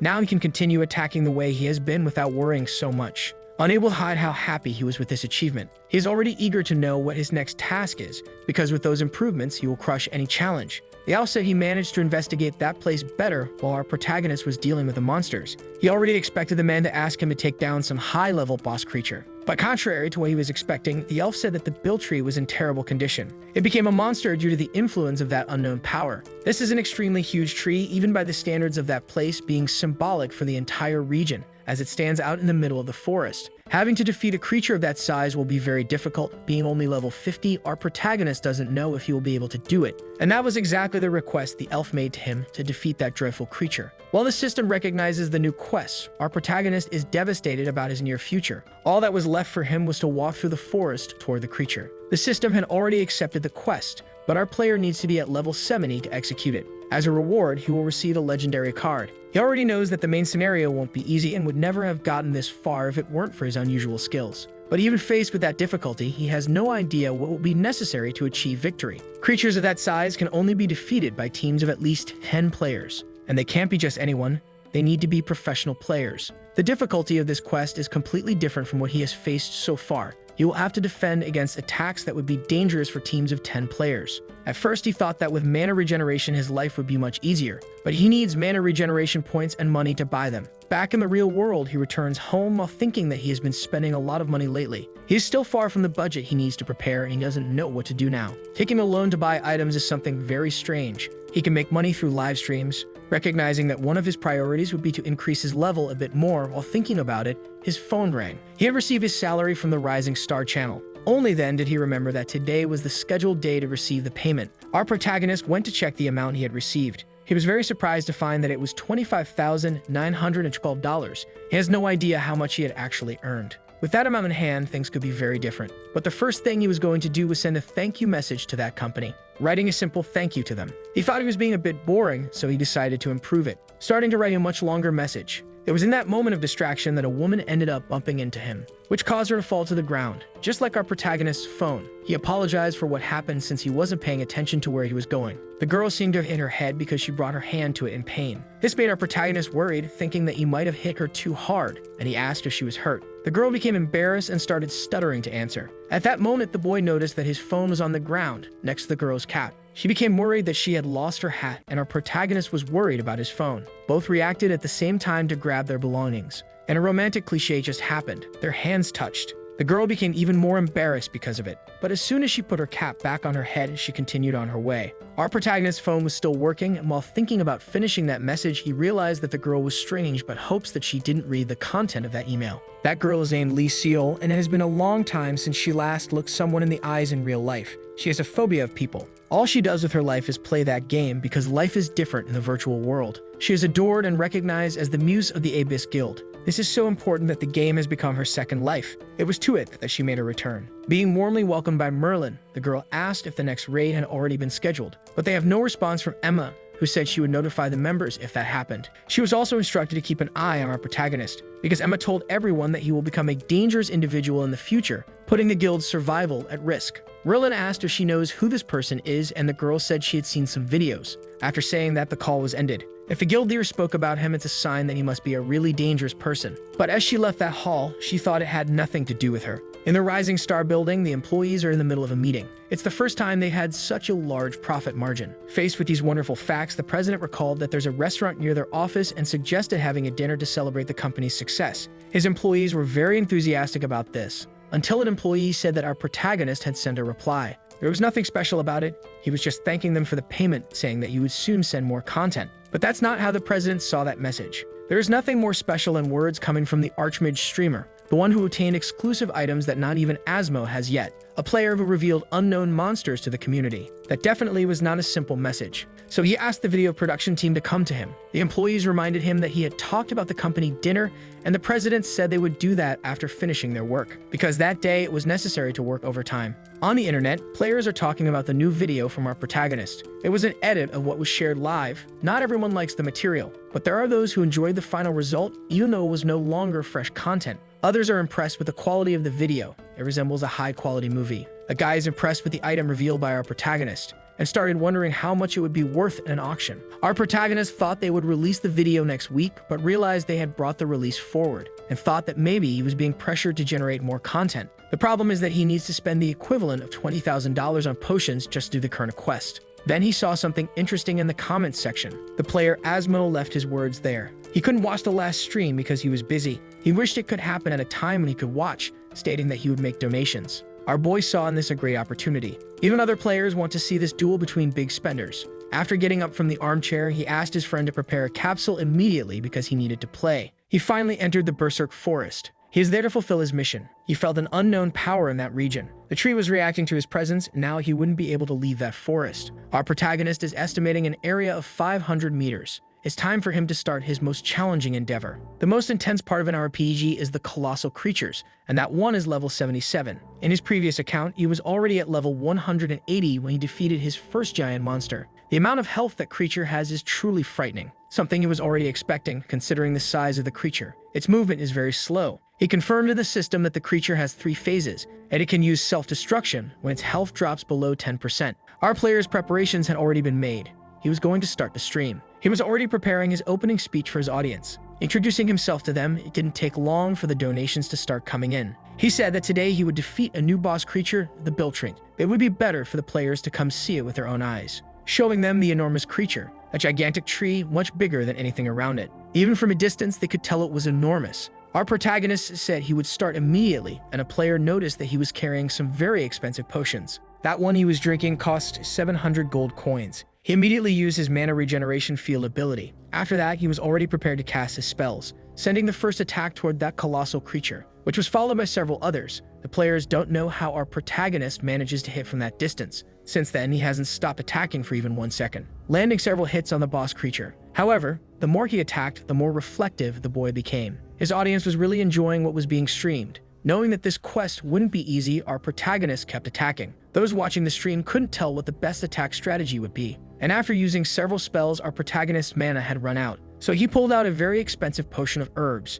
drank it to recover because the problem with his class is its mana limitation. People realized that things were about to get very dangerous as the creature kept getting closer. A little over 50 meters separated the two. Some started saying that he should run. As the terrifying monster kept approaching, donations kept coming in. Far away in another place, Lucky used his taunt ability to get the boss's attention. Our protagonist wasn't worried about being the target since he had already planned for that. As soon as Lucky used the ability, the colossal creature shifted its focus. And to do that, it moved one of its huge arms. The system announced that the monster was using pruning, showing the audience that its arms were transforming, and from its own body, other creatures began to appear, as if it were splitting. Our protagonist realized they had already reached phase 2. The dog is quite far away and might not be much help if our protagonist needs it, but the lizard men won't let anything get close. Those monsters could try to touch the protagonist, but succeeding is another story. The boy authorized the lizard men to fully enjoy that experience. The creature's body started to glow and tremble, and its size began increasing. It was at that moment that Asmo started watching the stream,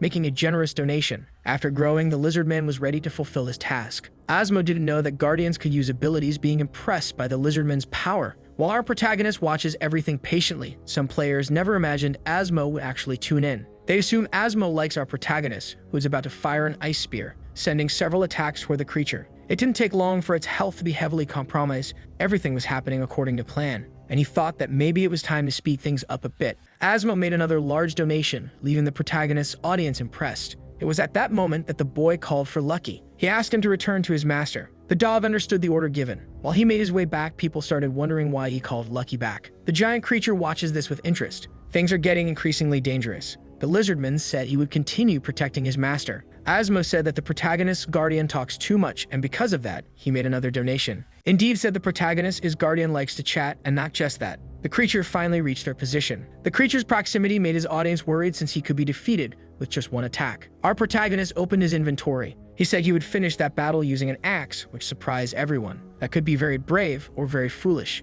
The creature's body began to glow, releasing a huge amount of energy, and our protagonist noticed it immediately. The big explosion happened. The monster used self-destruction, raising a huge cloud of smoke through the forest air. Regardless of what had happened, the audience remained very entertained. The silhouette of the lizardman could be seen within the smoke. Everyone on the protagonist's team is alive, but he didn't want that explosion to happen. Looking ahead, he realized that the worst-case scenario had occurred. He wanted to finish the creature with a cool technique, but it ended up self-destructing. His audience said that he is very lucky since he could have died from that explosion. Smiling as he read those words, our boy acknowledged that everything went exactly as planned. This way, no one would find out that he already knew about the self-destruction. The system announced that he had defeated the creature, receiving several titles for it, and items were added to his inventory in addition to leveling up. He could finally end that stream, but he was very impressed to see that more than 120,000 people were watching him. That left him very grateful and fulfilled, saying to them that the ending didn't go as planned, but he thanked everyone for watching. Asmo really liked what he had seen and made another donation of 20,000.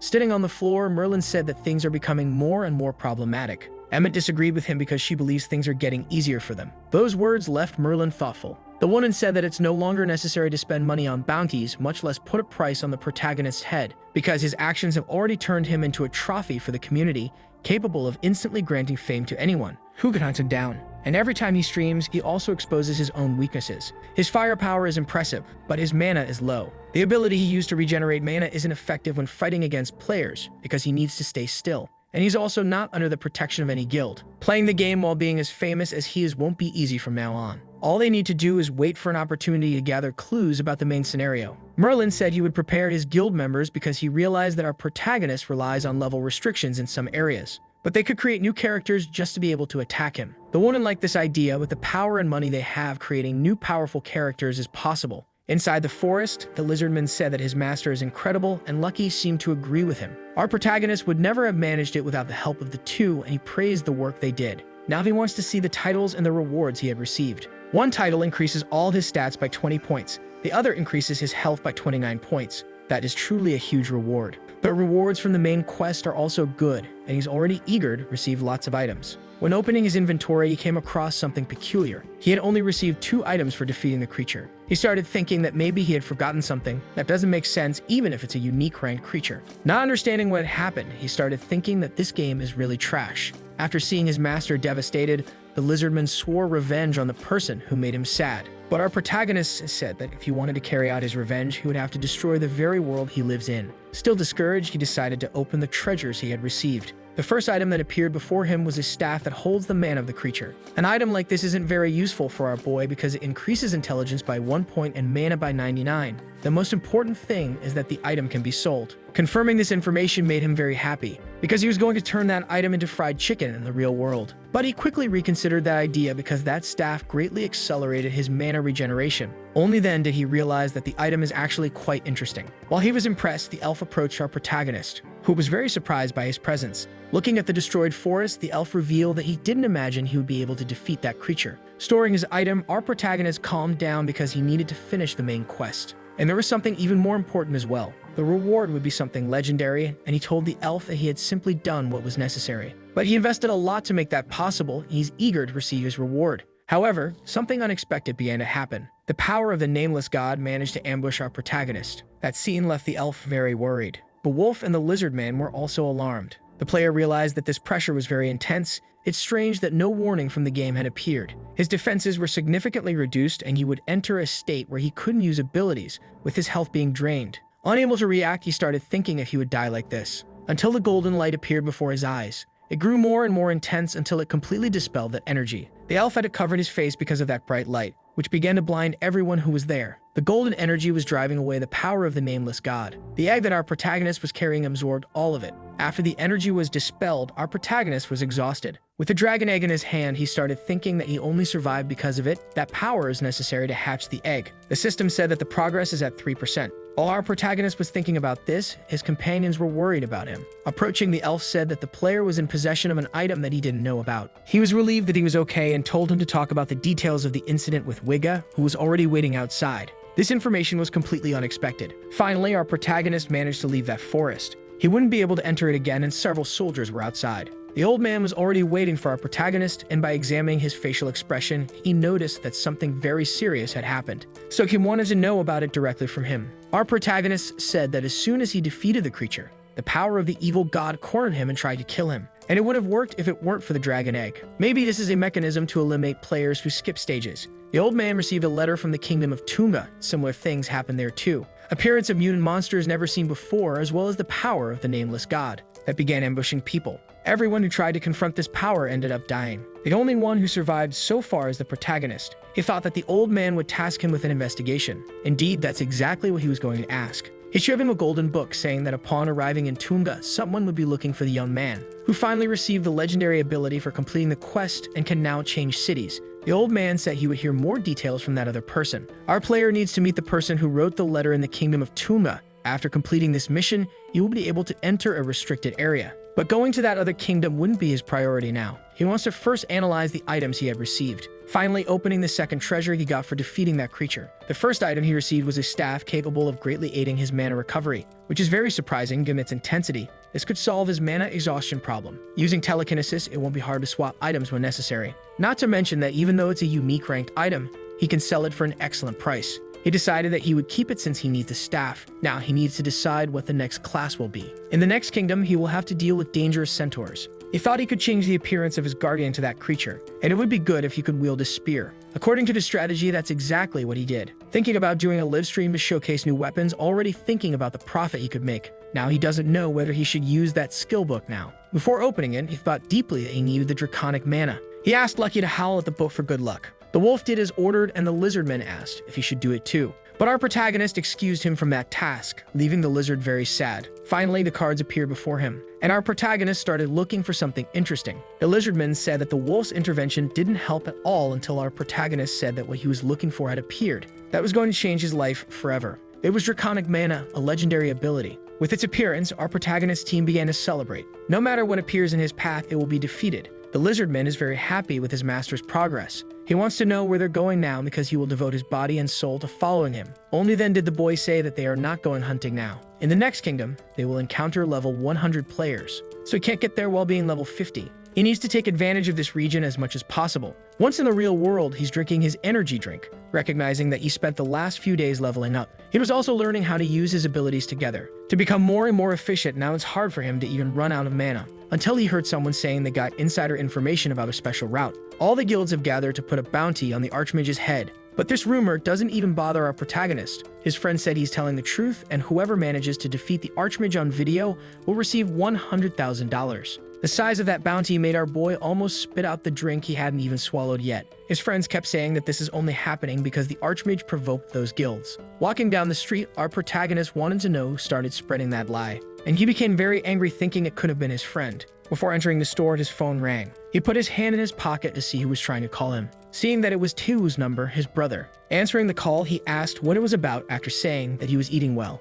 The two talk in a friendly manner, and our protagonist realized it had been a while since he last spent time with his family. Since he received his payment, he told his brother to buy something for his daughter, assuring him that the money he earns is legitimate. He also confirmed that he would return home early. After that, the call was ended. He was already feeling much better. False rumors would soon be forgotten. While he was distracted, he bumped into a woman. Thinking that this happened again in such a short period of time, he thought his luck had reached its limit. His phone had also fallen, and this time, it landed screen down. He immediately thought it might have broken. Worried about what happened, he began inspecting his phone immediately. This time, his phone had indeed broken. The woman who bumped into him started apologizing, saying she was in a big hurry. It was only then that he noticed familiarity in those eyes, and the same was felt by the woman. They had already bumped into each other on another occasion. He told all of this to his friend, who made fun of him. Since the girl recognized the fault, she said she would compensate him. But bumping into the same person twice is a huge coincidence. For our protagonist, it was just bad luck, and his friend said he understands nothing about romance.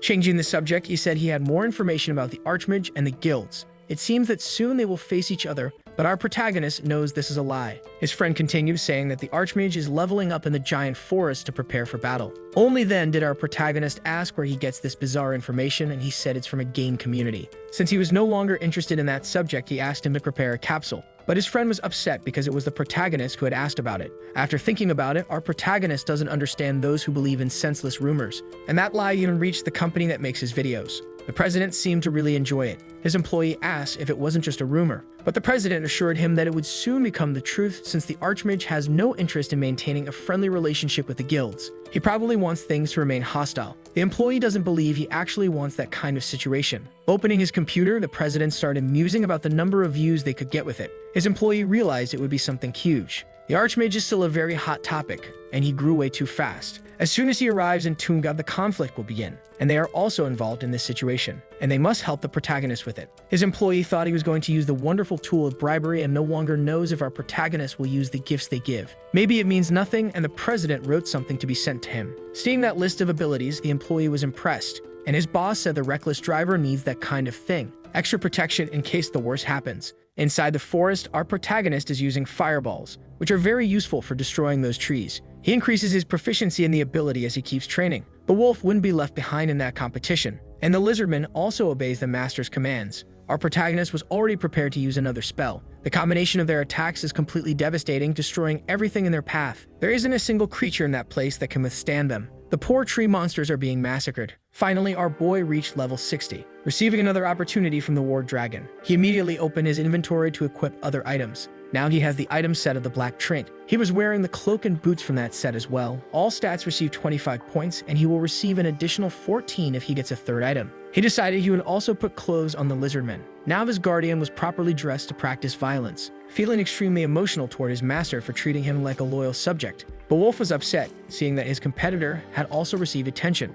Unfortunately, our protagonist doesn't have items he can equip on him. His money is tight. He apologized for that, leaving the wolf sad, while the lizardman is probably living the happiest day of his life. Now he needs to use the blessing of the War Dragon, and several cards appeared before him. Our protagonist hoped he would receive something legendary, finding something very interesting. Recycling, which allows him to recover his health by spending mana, and recover mana when taking damage. In summary, when one of these attributes decreases, the other increases. Something to prolong his lifespan in a dangerous situation would be better achieved by using potions. Thinking about possible strategies, he realized he needed better defense. The lightning defense was already too weak. Since his mana now regenerates too quickly, he remembered the mana shield ability. Once the shield is created, it will consume mana every time he takes damage. If combined with the abilities he currently has, it will provide constant health recovery. The problem is that he doesn't want to spend 15,000 to buy this skill card right now. Logging out of the game, he told his companion that they would stop there for the day. But it didn't take long for him to return to the forest. Our boy couldn't hide that he was out of breath. He had managed to acquire the Mana Shield ability, all thanks to the head of the Rising Star channel, which made our protagonist extremely happy.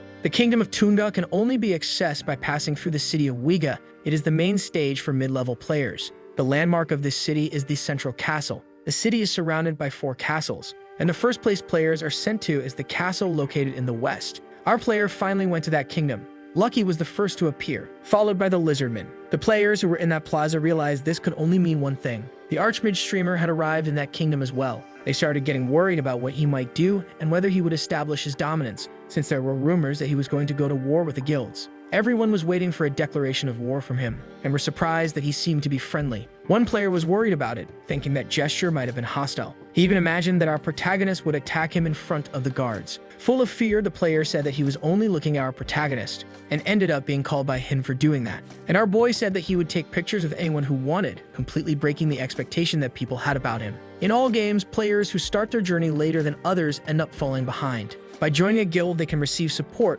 especially if it's a big one. That's why our protagonist gained the interest of all of them, besides becoming a big topic among the players. His journey is showing everyone that there are other options, and now he had finally arrived in that city. Everyone was expecting him to start a war because of the rumors being spread. But he was there in the plaza taking pictures with other players, who also wanted to take pictures with the lizardman. That player never thought you would be so close to one, and Gold said that he is a guardian, not a lizardman. The player asked about the material he was using, and the guardian said it is a symbol of his loyalty, received from his master. They were impressed with the companions of our player, and started getting impressed with the game and its details. Even so, things were going as planned. He hoped that the rumors would end after this, because what matters most to him are the missions associated with the main scenario. Some people inside a building were saying that our protagonist is a problem. They didn't expect him to start taking pictures as soon as he arrived, and a warrior said he must enjoy getting attention. But they are interested in what they will do with him. They need to act before he becomes the target of others. It's time for them to try to teach our protagonist a lesson. At the end of the day, he headed to one of the city gates.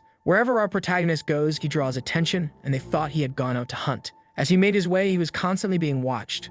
The woman with the sword was confident in her plans. Approaching our protagonist in a friendly manner, she asked if he was really the Archmage. She said she was a big fan and wanted to take pictures with him too. Being outside the protection of the city, our protagonist became thoughtful, because he knew they were from the Sneeko Guild. He also noticed that she had several blessings active, which made their intention very obvious. The woman asked if he had changed his staff since he was no longer using the white one. Our protagonist said that one is much better for beating people like them. That group became worried, imagining that they had been discovered, and that he probably knew from the beginning. Their warrior wasted no time and started attacking our protagonist. They are confident in the outcome because they managed to greatly reduce the distance. It's already too late for him to try to defend himself. There's no way a mage can react at close range. Our protagonist keeps defending himself with the staff, while the extras are determined to embarrass themselves.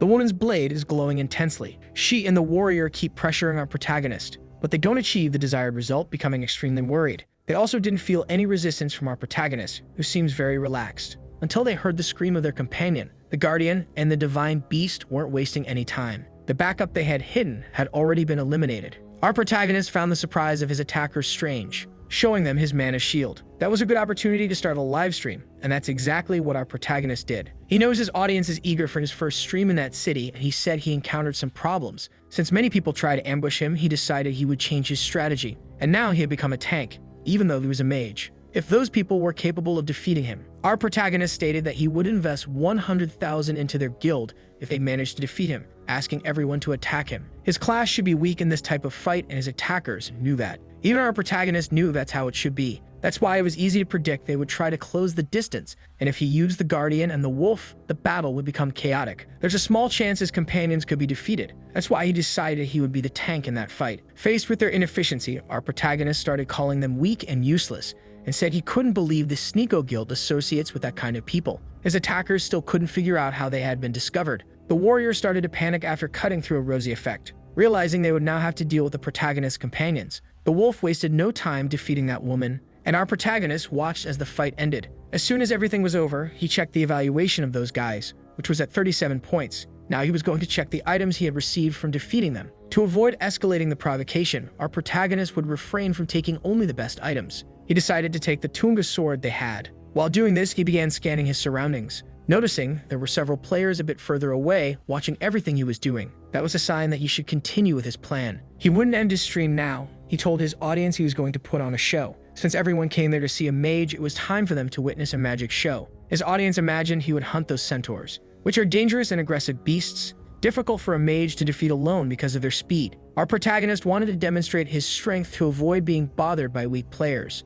as the centaur charged furiously toward him. Fully focused, our protagonist had a lightning spell prepared in his hand, managing to fire it directly at the creature. That first attack was soon followed by fire arrows, and by fireballs as well. All attacks hit the target, which was easily defeated by our protagonist, leaving his audience surprised since the monster didn't even have a chance to get close. The other centaurs in the area began to grow thoughtful, and our protagonist was ready to continue the show, this time using 2 spells at once. As he kept defeating the creatures, someone said that not even Asmo was that good in his time. The players watching didn't understand. They didn't know the protagonist was that powerful, because he defeated 90 creatures and didn't use a single potion to recover his mana. And even after all that work, he was still fully capable of fighting. Finally defeating the last monster in that region, the system said he could now summon the centaur as his guardian, a plan he had already been thinking of. So he made sure to say goodbye to his audience, thanking them for watching. As he ended the stream, he thought that he didn't even show all this power to them. Now he asked his guardian to come closer. He was going to turn the centaur into his new guardian. A golden glow completely enveloped the creature's body. It was now equipped with a spear, the typical and highly efficient weapon of the centaurs. The guardian saluted his master with his new body, stating that he would repay him with loyalty. The wolf didn't like that change one bit, and our protagonist was pleased because now his guardian could do more things. He said he would eliminate all enemies his master needed, and indeed he wanted to test his skills. But they needed to return to the castle now, since he plans to move forward with the main scenario as quickly as possible. Our protagonist finally entered the castle, being warmly welcomed inside. That man's name is Zagara, and he said he is the lord of that castle. Our protagonist did not expect to meet someone so important there and said he was honored to meet him. Approaching, the man said that he must have already heard about the situation from Wiga, about soldiers being defeated by an unknown power. But he heard that our protagonist managed to survive, so he is asking him to find out what that is. Our protagonist is also curious to understand what power that is because he was almost killed by it. The man promised that if our protagonist did this, he would be very well rewarded. The new quest asks him to go to the restricted area.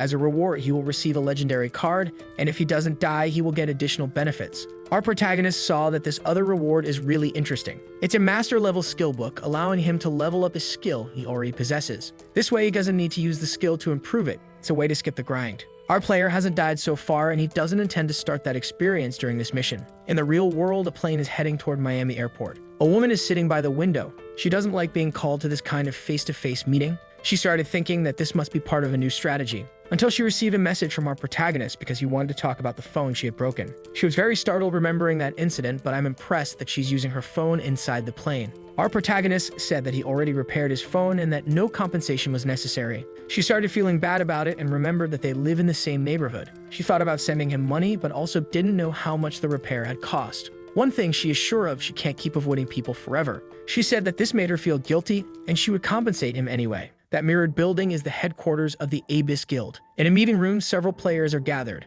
The woman noticed that all the important people were in that room. Merlin started speaking to all of them, introducing himself as the guild master. He thanked everyone for being there and said that the meeting was called to solve a big problem, showing them all the recordings of our protagonist. Some players had already been informed about our protagonist on another occasion, and a woman asked if they were really afraid of a single player. Emma is the manager and was going to handle the explanation. She knows that everyone there knows our protagonist. She said he is destroying the game's ecosystem and does a lot of things that have never happened before. She imagines the players have questions. She said that this player is getting into the game's own system. The company that created it no longer acts in moderation. That's why they have no choice but to take justice into their own hands, using the power of the Abyss Guild for that. From that point on, they would internally place a bounty on our protagonist's head, which left the girl shocked. One of those present said that high-level players couldn't find him because they are in different cities. The woman said that's a good point, so the guild would support players in creating an alternate account, which is extremely beneficial for its members, who are being encouraged to train. The girl realized that this is actually very good, but started feeling something uncomfortable, and the images of our protagonist continue being displayed there.